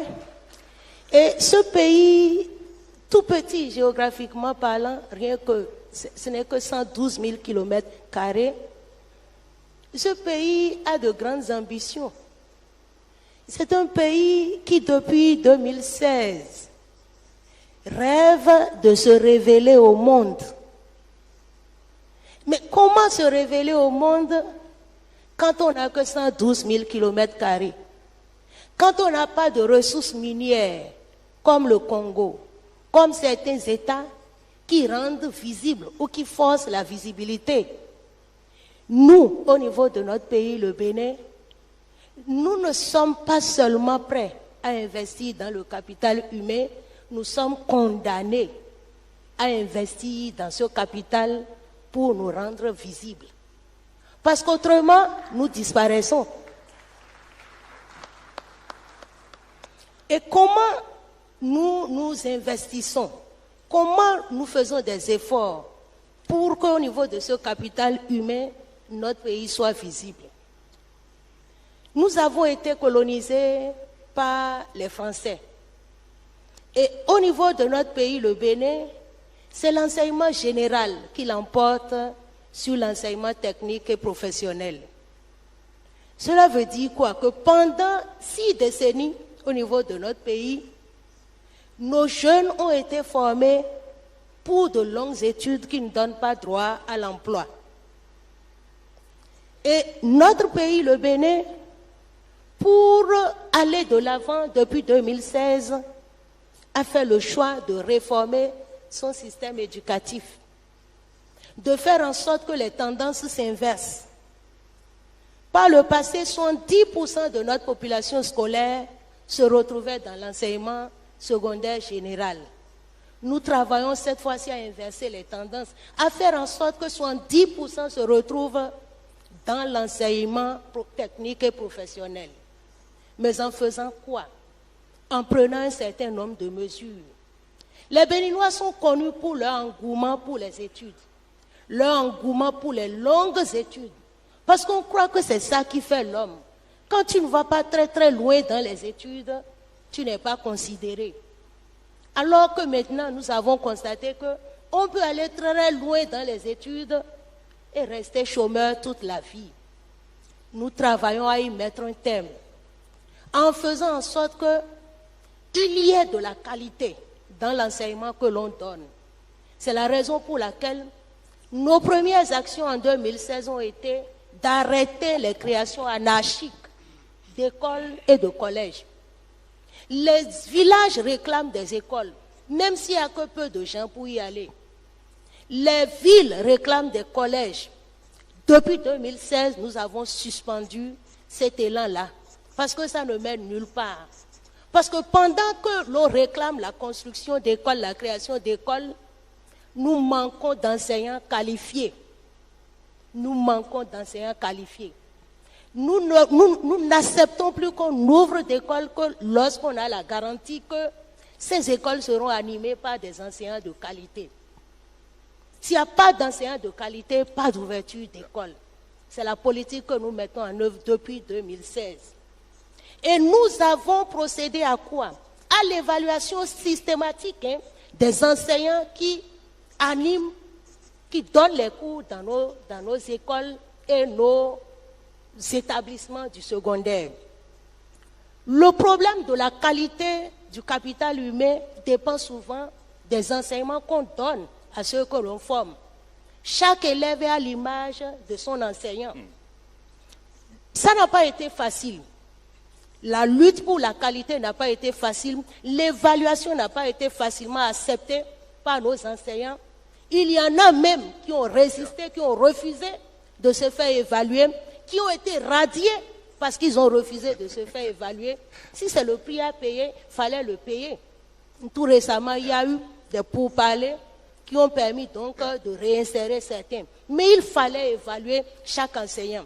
Et ceux qui n'ont pas les compétences requises au niveau des enseignants ont été soumis à des formations. Ils ont subi des formations pour être à même de dispenser des cours de qualité. J'ai dit que nous autres, nous sommes condamnés à investir sur le capital humain. Pourquoi? Parce que tous les 25 ans, notre population double. Si elle double, nous devons tout faire pour qu'elle soit de qualité. Notre ambition, qui est celle de nous révéler au monde, ne peut pas voir le jour si nous n'avons pas un personnel qualifié. Et c'est la raison pour laquelle nous avons, au niveau de notre pays, travaillé à créer un grand nombre de lycées techniques, un grand nombre de centres de formation professionnelle. Nous avons envoyé en formation ceux qui vont animer ces centres de formation, de façon à ce que, à leur retour, ils puissent intégrer ces écoles-là. Nous avons, au niveau de notre pays, conscience du fait que un adulte équilibré demain, c'est un adulte qui a eu une vie saine pendant son enfance. Et notre gouvernement investit énormément dans les cantines scolaires. L'année dernière, j'ai représenté le chef de l'État, le président Patrice Talon, en Italie. Parce que notre pays, le Bénin, a été désigné champion mondial de l'alimentation scolaire. 15% de nos écoles ont une cantine scolaire. Notre ambition, c'est de faire en sorte que tous les villages, toutes les villes plutôt, aient des cantines. Aujourd'hui, nous avons couvert la plupart de nos villages en cantine scolaire. Il ne nous reste que les villes. Voilà. That's great work. That's great work. That's great work, Your Excellency. Thank you, thank you, thank you. Very interesting how you have dealt with the issue of teachers. I live in South Africa, and we have a very strong trade union, and the issue around trying to make sure teachers are competent and they are assessed and they do their job consistently. It's certainly been a very thorny one. Great lesson. Hopefully they can take that lesson as well. Before I let you go, one more quick comment, very quickly if you can. Have you had to deal with the problem of higher dropout rates for school children, especially amongst girls? I want to know how you have dealt with that one. Dropout rates amongst the children that you get into school. You explained that you have a problem of overcapacity, but I imagine even in that overcapacity, you still have other children that don't come to school when they are supposed to come to school. S'agissant de l'abandon, de la déperdition scolaire, surtout la déperdition des filles, nous mettons en œuvre une gamme variée d'activités. Nous savons que certaines filles abandonnent les écoles, la scolarité, parce qu'elles n'arrivent pas à trouver les conditions adéquates d'hygiène au niveau de l'école. Depuis 2020, la première dame de notre pays, à travers la Fondation Claudine Talon, met en œuvre un programme de distribution de couches aux filles pour limiter les taux d'abandon. Nous sommes aidés par l'UNICEF qui, depuis des décennies, accompagne notre gouvernement en mettant à la disposition de nos filles des kits scolaires composés de livres, de manuels, de cahiers et d'un petit budget pour les charges diverses de l'école. Nous sommes également appuyés tout récemment par la Banque mondiale qui nous aide à mettre à la disposition des filles scolarisées du primaire et du secondaire un fonds.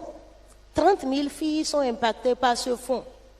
Les filles du primaire reçoivent par jour 350 francs CFA et les filles du secondaire 450 francs CFA pour les accompagner dans leur scolarité. Ce sont là les actions que nous menons au niveau donc des populations scolaires féminines pour limiter les taux de déperdition. Mais ce n'est pas tout. Depuis 1990 au Bénin, les filles du primaire et du secondaire ne payent pas la scolarité. La scolarité est totalement gratuite dans notre pays. Just girls? Just girls? Oui, pour Just les the filles. girls? Oui, pour le moment. Okay, on boys va pay, atteindre les girls hommes don't pay. après. Oui, Fantastic. voilà. Depuis 90. Positive discrimination. Positive discrimination. Your Excellency, thank you very much for your contribution.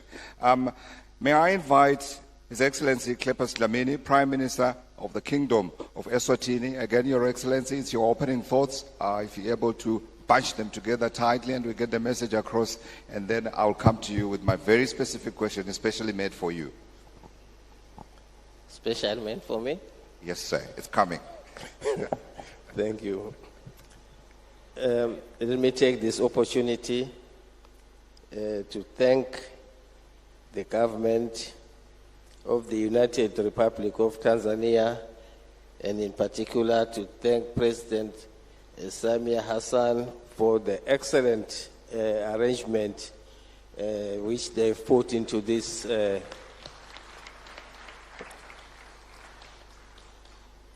for those who have arrived just today, I have to say they missed a lot because of what we saw at the dinner yesterday. I see President Chakwera is regretting. We had magicians literally dancing, I don't know what to say, standing on their head, on top of another head. It was marvelous. But now coming to the subject matter before us here, I think it has already been said that it's not a question of whether you want to invest in education or whether you are ready. You have to invest in education, especially if you are in African state. If you look at the proportion of youth relative to the entire population, you can say that if you did anything other than invest in education, you'd be playing with fire. Today we learned that there's a difference between the number of years that you spend at school and the actual education that you get. You can have 10 years of schooling, but 6 years of effective education. And that was quite enlightening. I've always thought about it, but I've always known that rural schools perform poorly compared to urban schools. And I mean, and this is because of the effective years of education. Rural schools are short of, they have certain disadvantages. They may not have computers, they may not have libraries and laboratories, basics like electricity and water, which we take for granted in towns, but they are short in rural areas. You could talk about the teacher-student ratio, but if you don't have these facilities, it means nothing. The figures will just be deceiving you. In Eswatini, we have made very major strides in as far as investment in education is concerned. In our National Development Plan, education, that's 2023-27, education is one of the major pillars of this plan. We want to foster social and human capital development and nature skills base able to adopt innovative technology. A lot has been said about the fact that today it is technology, not just education that matters. Eswatini was amongst the first countries to be a member of the World Bank Human Capital Project Initiative.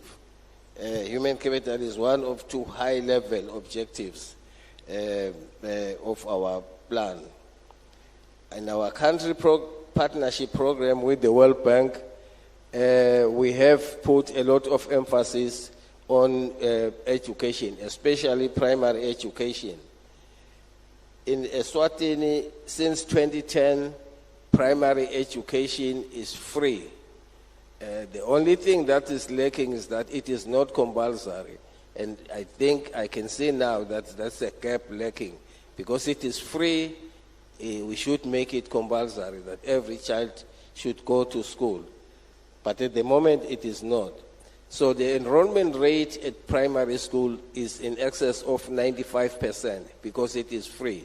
However, as you advance to the higher level, there's a tendency to drop because people have seen primary education being free. There's a tendency to think that it's probably not an expense that people must face. But we are progressing towards making sure that high school is also made free. The quality of education itself, as I've already said, is a major factor in making sure that what we develop from, what we gain from that education is in fact effective. So what we have done now we have created tertiary institutions, post-tertiary institutions such as TVET and other colleges that teach skills-based kind of learning. Because what we see is that when people drop out, maybe after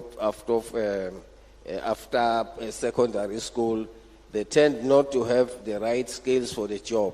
So we have training that we get from different countries that help us with this, and we teach these skills to the schools so that the children who leave school and are not yet ready for work, they can be trained even illiterate people, motor mechanics, electricity, and all sorts of things like that. Sure. So this is what we are trying to motivate and encourage.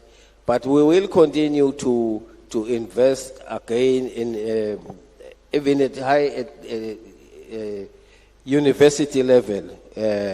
We are introducing now medicines and other schools like that, and so that people can have practical skills that can help in the future. Our budget is the highest proportion of the budget, if you take in terms of overall expenditure, goes to education and health. Those are the sectors that take a higher proportion of our budget. Infrastructure, of course, is not neglected, physical infrastructure, but this is the main area of focus. Thank you. Thank you, Your Excellency. Thank you. I think the issue around skills is an important one. I can tell you that we have a small newsroom in our team in Johannesburg, and the kids that are coming through from the universities, we struggle to get them to quickly integrate and become active participants in generating news. So there needs to be something done to connect the TVET colleges and the actual work environment. It's a continuing challenge across the continent, there's no doubt about that. But I wanted to ask you to talk to a small little tabunyana subject, since we are touching taboos today. How do we work with culture to ensure that while we're respecting our cultural norms, we are also at the same time ensuring that every child who's entering this new age of technology and other things does so from a position of strength? I ask the question because traditionally our cultures have, as we have all been hearing here, looked down upon the girl child. Thank you. I think in our environment we are seeing less and less of that discrimination, especially at school-going level. I don't know. I cannot say the same as people progress in life, in parliament, in promotion. But at the level at school, that discrimination is probably not as explicit as it was in the past. Let me be more explicit, Your Excellency. I was trying to say that are girls exposed to the same skill set opportunities as the boys? I.e., can that girl who dreams of being an aeronautical engineer be able to do so at the same time that a boy child is able to do so? Because we have seen a situation where girls are not getting some of these opportunities. I suspect they lack role models. It's because she does not have a role model. She has the perception that it is a man's skill, and that is something that needs to be addressed. I think a role model, even in the family, if you are a mechanic or a doctor and the mother is a nurse, the tendency is the boy child will want to be a doctor. So I think this is the attitude that we need to address almost directly. But in terms of financing at school, the opportunities should be the same. I totally agree with Your Excellency. Thank you. So we need to normalize it, that a girl child gets as much chance as the boy child. We need to make it an everyday thing. Thank you for your contribution. Let me move on. We have two excellencies remaining that we need to get to and get their views. May I invite His Excellency Hamza Abdi Bare, Prime Minister, Federal Republic of Somalia. Okay. Before you start, Your Excellency, I wanted to tell you that I personally have adopted Somalia as my country in terms of our coverage because I know where Somalia is coming from. 1991, I was in Nairobi covering that war. Thank you. Thank you very much. Thank you very much, brother. Esteemed heads of states and governments, honored guests, ladies and gentlemen, I am honored to be amongst you today here as we discussed a question that is important to our future of our continent. Are we ready to invest in the education and productivity of African youth? The answer, I have been contemplating is we have no choice but to be ready.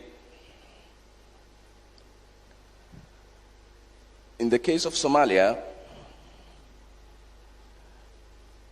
although Somalia has established the right to education for all, millions of Somali children and youth lack of foundational skills in reading. Tackling learning poverty in Somalia is a complex challenge that is made worse by a number of issues. I consider the next 5 obstacles to be the most critical. First, I want to talk about some challenges that we are facing. Then, maybe later on, I come to the solutions that we are committed to undertake to fix these problems in our capacity. First obstacle is the pervasive conflict, insecurity, and the prolonged instability. Somalia has, as you know all, gone through some very challenging times in the past few decades. The ensuing instability has disturbed the functioning of schools and uprooted students and teachers. However, extremist groups such as Shabab significantly contribute to the learning poverty in Somalia. They frequently attack schools and education infrastructure. They target educational facilities, teachers, and students as part of their broader campaign to instill fear and exert control over people. Secondly is the limited infrastructure and resources. Infrastructure is insufficient school buildings, limited access to basic facilities such as clean water, and absence of proper transportation for girls and the children in remote areas, and shortages in learning materials are all major bottlenecks. Third is a difficult in attracting and retaining quality teachers. Due to inadequate salaries and limited professional opportunities, teaching has become one of the least favorite professions in Somalia. If someone, for example, has a unique capacity or competent or unique skill, they would prefer to work in the UN or an international organizations where they would be paid 10 times the salary of teachers at the very least. Fourth, limited access to foundational education. Statistics indicate that only half of the children in Somalia are enrolled in primary school. This disparity is even worse in rural areas, where only a third of children are enrolled in primary school. Socioeconomic factors such as poverty constitute the biggest factors stopping families from sending their children to school. And fifth, and perhaps the most impactful factor, is climate change. And climate change is the key factor in the disruption of educational infrastructure. It is also the leading cause of forced displacement and immigration, reduced livelihood opportunities, poor health and sanitation, and increased water and food insecurity. Thank you very much. Coming from is certainly one that we talk about every single day. By the way, the issue around no one wanting to be in teaching isn't unique to you. across the continent, teaching is no longer the revered profession it used to be, because teachers are not, may I say, well paid. It's not paying anymore. And people who are passionate about teaching have been forced to leave the profession and move on to others. It's something that we should reflect on and find a way of glorifying so we can get our teachers back into the profession. Your Excellency, I wanted to follow up one more question for you, and this is around the challenge of tackling learning poverty. I think we heard the figures. They are terrible figures. We are all to blame on the African continent. I wanted to know what you are doing to tackle that learning poverty. Thank you very much. As you all may be aware, the government of Somalia has undertaken a comprehensive campaign this past year to eradicate extremist elements across the country, to bring the peace first. And you can only imagine the strain these activities would place on our national spending. However, despite the fiscal strains and limited resource, we have demonstrated our commitment to expanding access to education and tackling learning poverty by taking specific policy actions and investing in the solutions to address the bottlenecks and challenges facing the educational ecosystem in Somalia. Firstly, we began by investing in skilled teachers. This past year, we have competitively recruited 3,000 teachers, increasing the number of teachers in the government payroll by more than 300%. Secondly, we aimed to address the challenge of access to quality education by allocating resources to build or rehabilitate schools.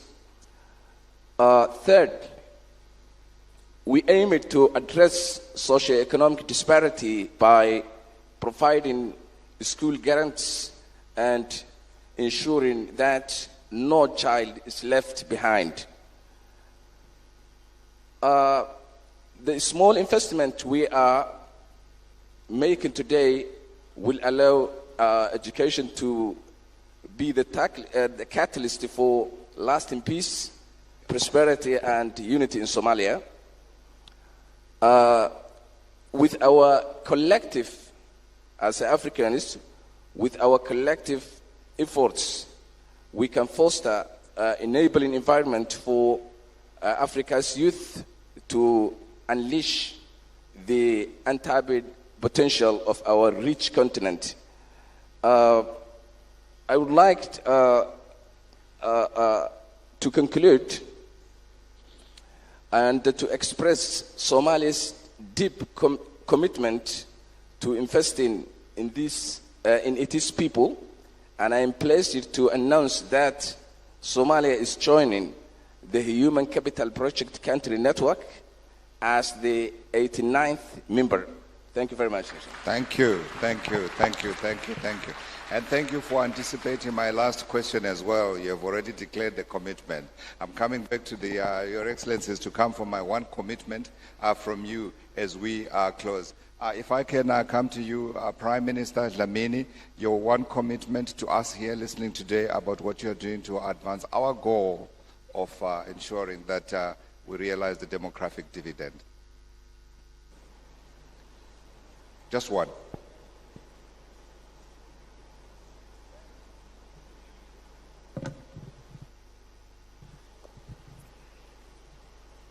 I think the main thing that we need to do is to invest, improve the quality rather than the quantity of education. I just mentioned a few things there, laboratories, libraries in the schools, and of course the basics, electricity and what. If we can just invest in those infrastructure and things, maybe we can improve the quality.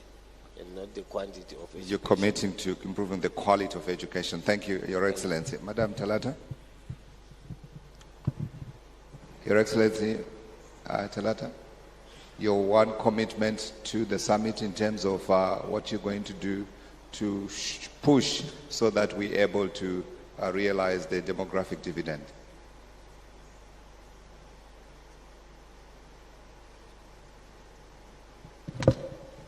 It looks like it still works, yes.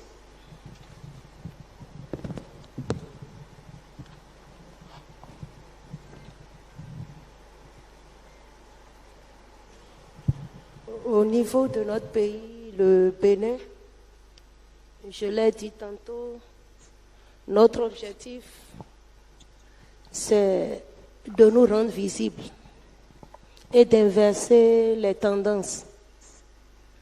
Nos jeunes ont coutume de traverser des pays, de traverser des océans pour aller chercher les meilleures formations, les meilleurs emplois à l'extérieur. Nous voulons que désormais ce mouvement s'inverse, comme le cas observé tout récemment entre l'Espagne et le Maroc. J'ai suivi un documentaire dans lequel il est dit que de plus en plus de jeunes Espagnols traversent la mer pour aller chercher donc de l'emploi au Maroc.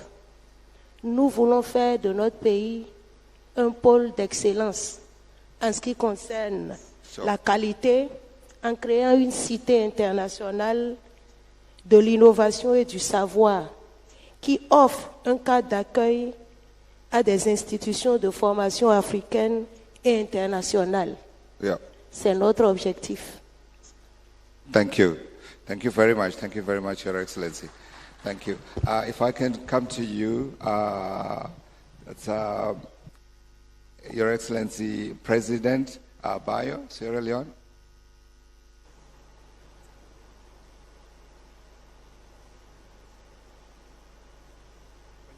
Thank you very much. I think my commitment would be to make sure that the youth are in the front seat of everything that we do about them. I have started, and I will make sure that that is entrenched and becomes the norm.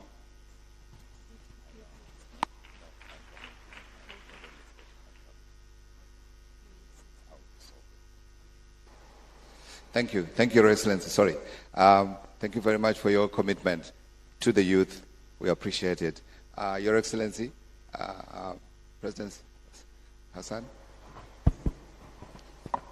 Kwa upande wa Tanzania tuna commit kuendelea kuwekeza kwa watoto na vijana ili kujenga taifa lililo bora, na commitment yetu haitaishia ndani ya taifa lakini hata kwenye program zetu za kikanda, regional programs. Tutahakikisha tunawekeza ili tusome kwa wengine na wengine wa nchi jirani wasome kwetu kwa maendeleo ya bara letu. Asante sana. Thank you very much. Thank you, Your Excellency. I'd like to apologize to His Excellency. Can I say the last word? Yes, ma'am. Yeah, the last word is to the fellow African heads of state and government. Yes. There was a philosopher who said, if you think education is expensive, try ignorance. Sure. So ignorance is what has landed us here. Yeah. So let's now invest in education. Absolutely. Thank you. Absolutely, absolutely. Your Excellency. Thank you. I would like to acknowledge His Excellency Demeke Mekonnen, Deputy Prime Minister, Federal Republic, Democratic Republic of Ethiopia. First, sorry, sir, for forgetting about you. I was getting so excited with the stories I was hearing. I was coming to the commitments and I wanted to get the commitments so I could have my lunch, but my apologies, sir. Can I invite you to reflect on the summit themes, and then we'll come to the very specific issue we'd like to discuss with you about Ethiopia. I'm hoping it's working. Yeah. It's alive. Thank you. Thank you, Godfrey. First, I would like to express my profound appreciation to the government of the United Republic of Tanzania for hosting this summit successfully. And I also thank the World Bank for organizing this timely summit in collaboration with the government of Tanzania. Perhaps in my country, during the last 2 years, during the challenging times, the World Bank was with us. So you really deserve to be recognized and appreciated on such critical interventions and support. To me, it is high time to invest in people. I really appreciate the motto. It is high time and very timely for us. Human capital development is the entry point to sustain development and to address inclusive agenda as a whole in Africa. As a rising continent, we have to focus and we have to invest on human development areas. Today, Ethiopia, human capital development is our areas of focus agenda, and we try to align this agenda with our 10 years development plan and cascaded to different implementing bodies in this regard. In human capital development agenda, education is the center piece of that. In education today, there are few pillar agendas on us. The issue of access. Today we are managing about 30 million students from pre-primary to tertiary education program. 30 million. From this, we're also 5.2 million students are benefiting from school feeding programs, especially in drought-affected areas, in remote and in the pastoralist areas, and in other pocket areas.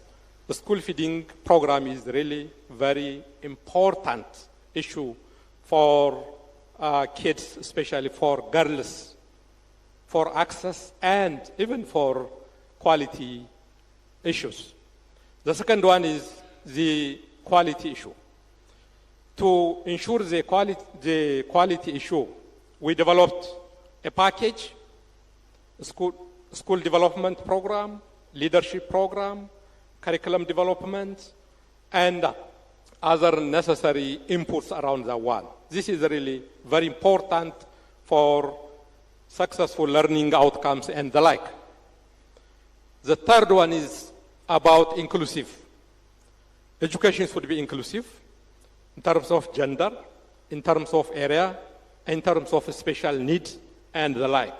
This is very critical and important one, and we're working on that. And the other one is free. Education should be free, especially for primary and secondary schools. In our country, in Ethiopia today, from primary to secondary education, nearly 28 million students. The school service is free at all. This is a really very challenging business and responsibility. Education is capital intensive. So to address and to sustain this, education needs a serious commitment and the stakeholders' mobilization around this agenda. The other is affordability. In tertiary education program, nearly 80% of the cost covered by government, around 10% covered by students. That is a reasonable and affordable cost-sharing mechanism at tertiary education level.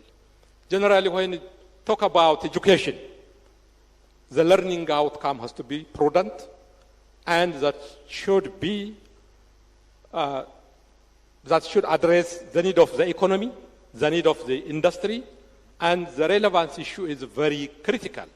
Based on this, we're trying to assure quality and sustainable relevance programs across the country. My final point on this part is when you talk about human capital development, health, education, water, agriculture, all pro-poor sectors are very important. Our approach in terms of budget and leadership is we're focusing on poverty-oriented sectors. For example, 60% of our budget allocated to pro-poor sectors, to education, to health, to water, agriculture, to ensure nutrition, food security programs, and others. And again, in education, 22% of our annual budget allocated to education, and nearly 14% of our budget allocated to health program. Our plan in the upcoming times, especially by 2030, to increase this 22% to 24%, and now, from our GDP, 4% of our budget goes to education. This is very challenging and needs a serious effort to sustain this commitment. Generally, we're here, but with a serious challenge and serious crisis, and to sustain that and to keep the momentum, human development issue is a survival and existential issue to Africa and to my country, Ethiopia.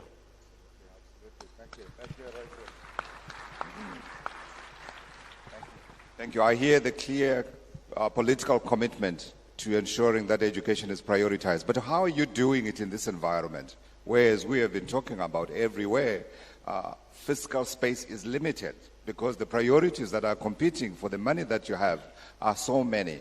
How does education survive in that environment and get more so we do more? Thank you. As I said it before, it is capital intensive and very challenging. But all education actors has to march together towards this agenda. Development partners, government, the community at the grassroots levels, private sectors, and other players together. Here, partners, development partners also. And then, here government, the political leaders has to play. As His Excellency the President said it in the previous panel, we have to play as a role model, the leaders, and again mobilize the community and other partners. And then we're trying to expand our revenue capacity to increase and to address towards these priority areas. But the major players here, the communities. The schools has to be owned as the grassroots level by the local community, the parents and other players together. All these efforts will reach to this trajectory to address this problem. Would you have one final commitment for us? Yes? One final commitment that you commit to achieving? Yeah. Thank you. Really, the issue of deliverables is very critical. Here, my commitment, number one, political commitment. Leaders has to be committed. We are committed for this. Second, allocating the proper resource and mobilizing all actors. And this program has to be owned by the communities and creating conducive environment to development partners and other actors. Thank you. Thank you, thank you, thank you, thank you. Thank you, ladies and gentlemen, for your patience, and thank you, Your Excellencies, for your patience, for your time, for your insights. Thank you again, and we resume the program. Thank you very much. Thank you. Excellencies, a bigger round of applause to our distinguished presidents.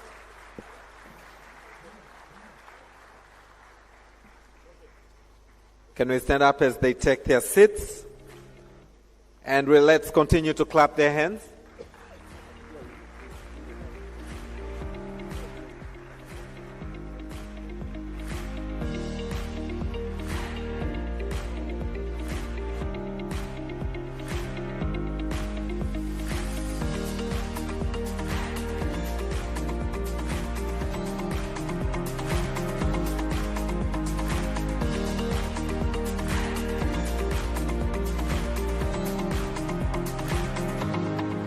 Kindly be seated. Thank you very much. So we are now going, before we break for lunch, we are going to have photos taken.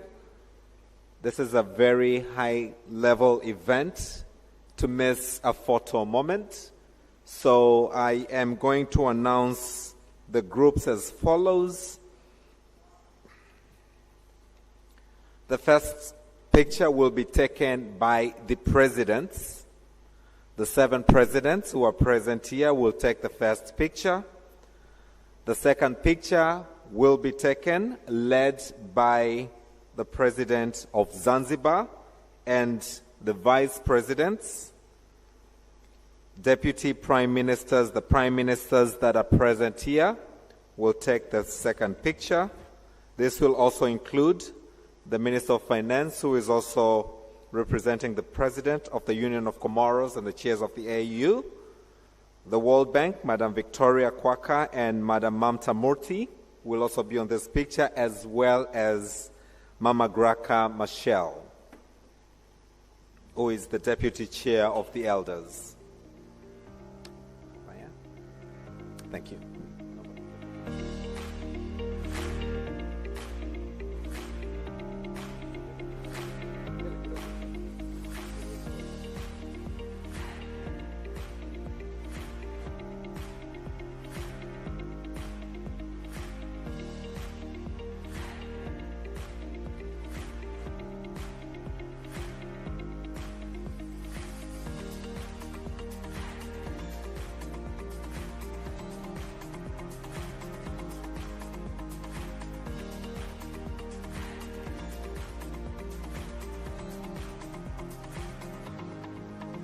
Heads of delegation that are present here will take the third picture, to be followed by international and regional cooperation bodies representatives who are here.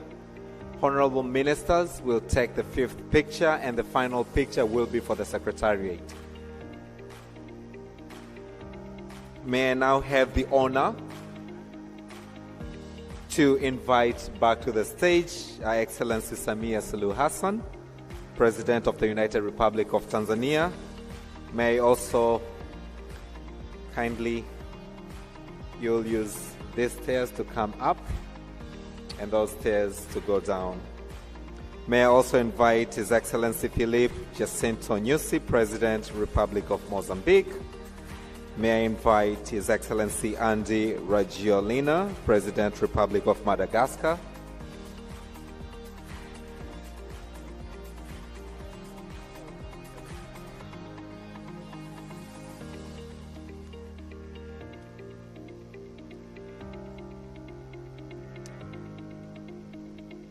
May I invite Dr. Lazarus Bakanthi, His Excellency, the President, Republic of Malawi. May I also invite His Excellency Carlos Manuel Villanova, President, Democratic Republic of Sao Tome and Principe, and His Excellency William Ruto, President, Republic of Kenya, and last but not least, Dr. Julius Maada Bio, President, Republic of Sierra Leone.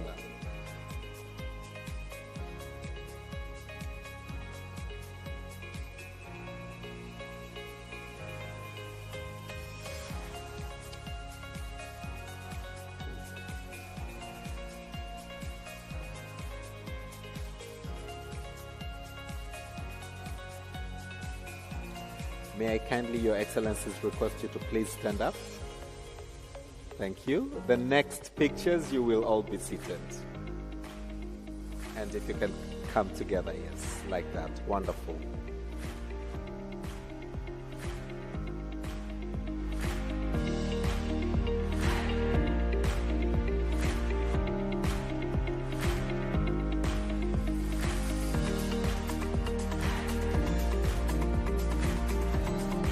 Thank you very much. Kindly, you may sit now. As I invite to the stage His Excellency Dr. Hussein Ali Mwinyi. Kindly come to the stage. Your Excellency, please remain on the stage. Yes. Yes. Yes. To be followed by His Excellency Hussein Albigabi Akoy Agani, Vice President, Republic of South Sudan. Welcome to the stage. May I also invite Her Excellency Mariam Chabi Talata, Vice President, Republic of Benin, to kindly come to the stage.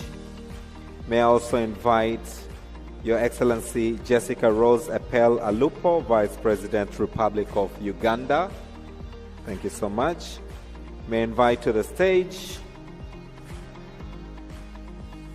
May I invite to the stage Your Excellency Mutale Nalumango, Vice President, Republic of Zambia. Thank you very much. May I invite to the stage Cleopas Dlamini, Prime Minister, Kingdom of Eswatini. Thank you very much. May I invite to the stage Hamza Abdi Bare, Prime Minister, Federal Republic of Somalia. Welcome to the stage. May I invite to the stage Your Excellency Gervais Ndirakobuka, Prime Minister, Republic of Burundi. Please welcome to the stage. May I invite to the stage His Excellency, Your Excellency Demeke Mekonnen, Deputy Prime Minister, the Federal Democratic Republic of Ethiopia. Thank you for coming. May I invite to the stage Your Excellency Olavo Avelino Garcia Correira, Deputy Prime Minister, Republic of Cape Verde.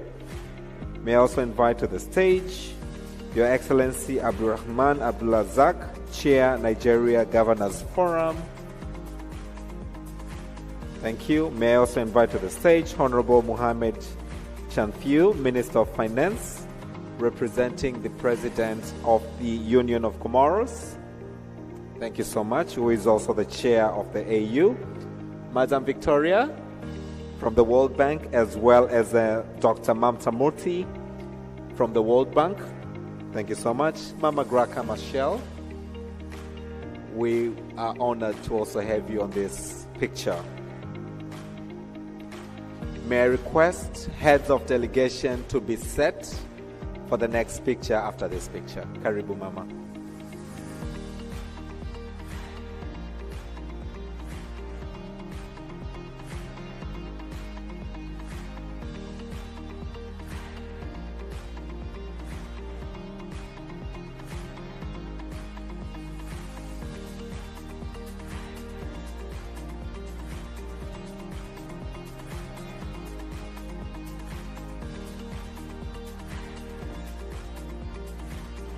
Asante sana, please use the stairs on your right hand. The presidents, please remain seated. The members at the back, kindly use the stairs on the right hand to exit the stage. As I invite through your right hand, the heads of delegation, kindly you will stand behind the presidents.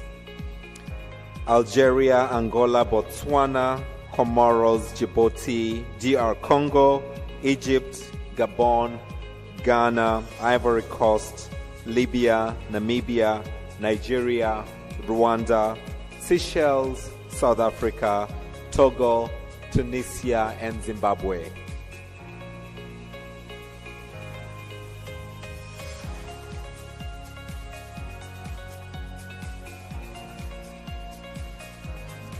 As the heads of delegation come to the stage, Liberia. As the heads of delegation mount the stage, may I request the international and regional cooperation to please be prepared, to be followed by all the ministers present here.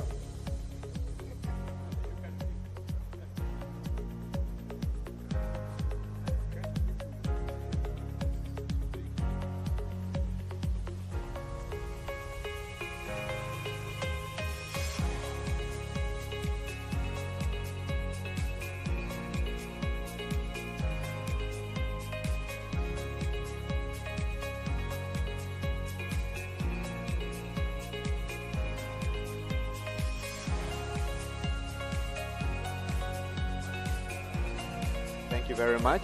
Let's exit the stage as I invite all those representing regional and international organizations present to please come to the stage. The next picture will be for all the ministers present. But for now, international and regional bodies that are present here.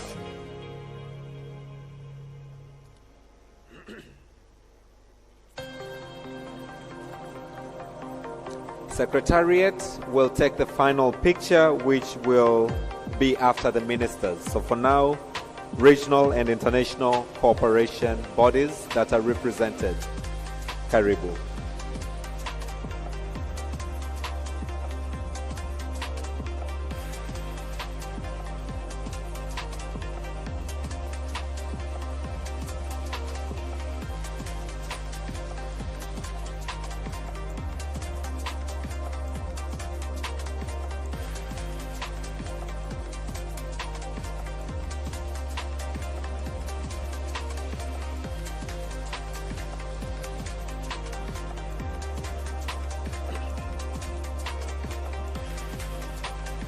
May I also request Excellencies, Ambassadors and High Commissioners present to please join on this picture. Excellency Ambassadors and High Commissioners present to kindly join on this picture. The next picture will be of all the ministers present, and the final picture will be Secretariat. Can we give a room for the Ambassadors and High Commissioners to kindly pass? Thank you.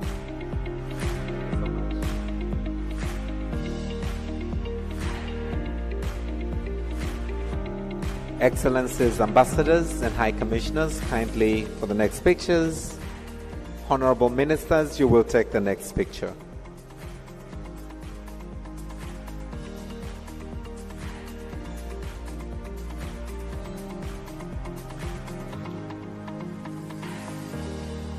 As they come, I would like to pass them an important announcement that the presidents, the VVIPs, will be led by Chief of Protocol for lunch, but this will also include foreign ministers and heads of delegation.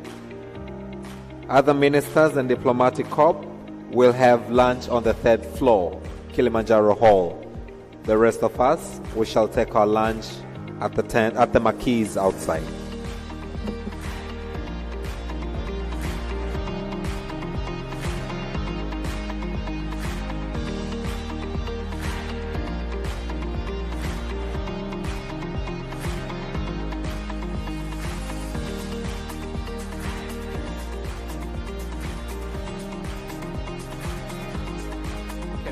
Can we, as on my left, can we come through this side? As I allow the ministers now, request the ministers to come through to the stage through the stairs and stand at the back.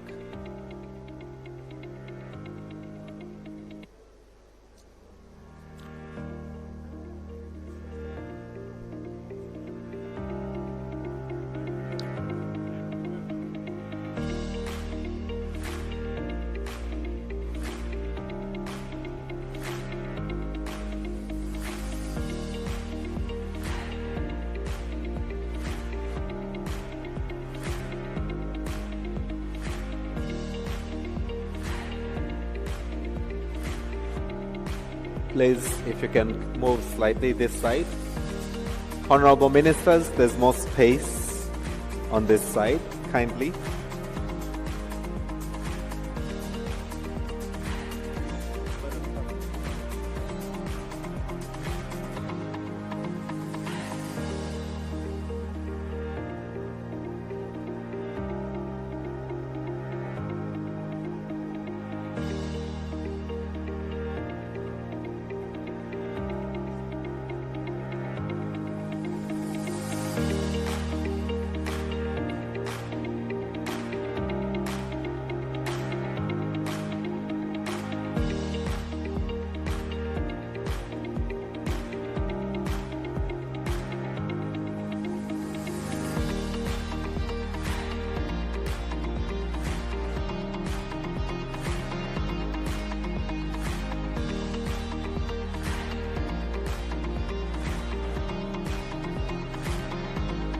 Thank you very much. And the final picture is the Secretariat. The Secretariat. Excellencies, the next picture is taken by those who organized this summit. And as they come, may I request the Secretariat to please come to the stage for the final picture. And as you come to the stage, I would like to read this special message. I would like to acknowledge the exceptional work of the many people who contributed to making today such a successful and impactful event. The joint teams of officials from the government of Tanzania and the World Bank have been working tirelessly over the past months. Please join me in recognizing their hard work, their teamwork, and their exceptional efforts. I would also like to recognize the generous support of our sponsors for this event, including the Gates Foundation, the MasterCard Foundation, the Early Learning Partnership, and the Government of Korea, and the Global Financing Facility. Thank you all. Can we put our hands together for this team that has made this event a great success?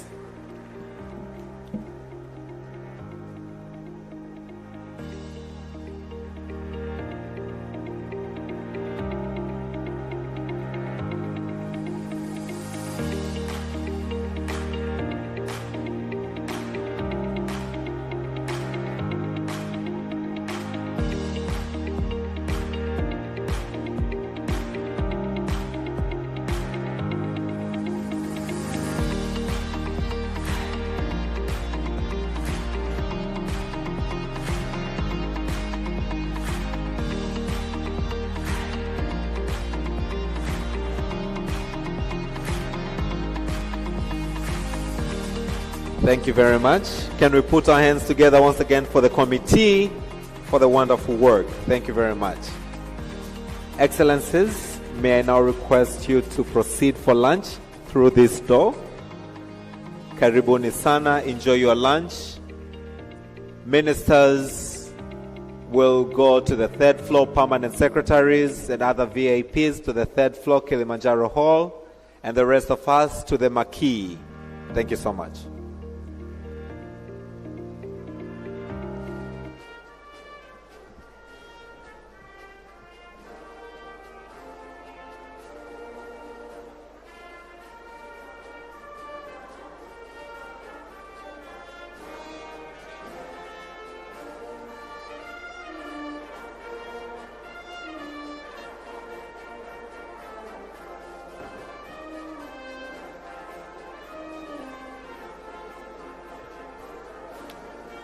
Lunch break is 1 hour, so please let's resume at 3:15, 3:15. Thank you.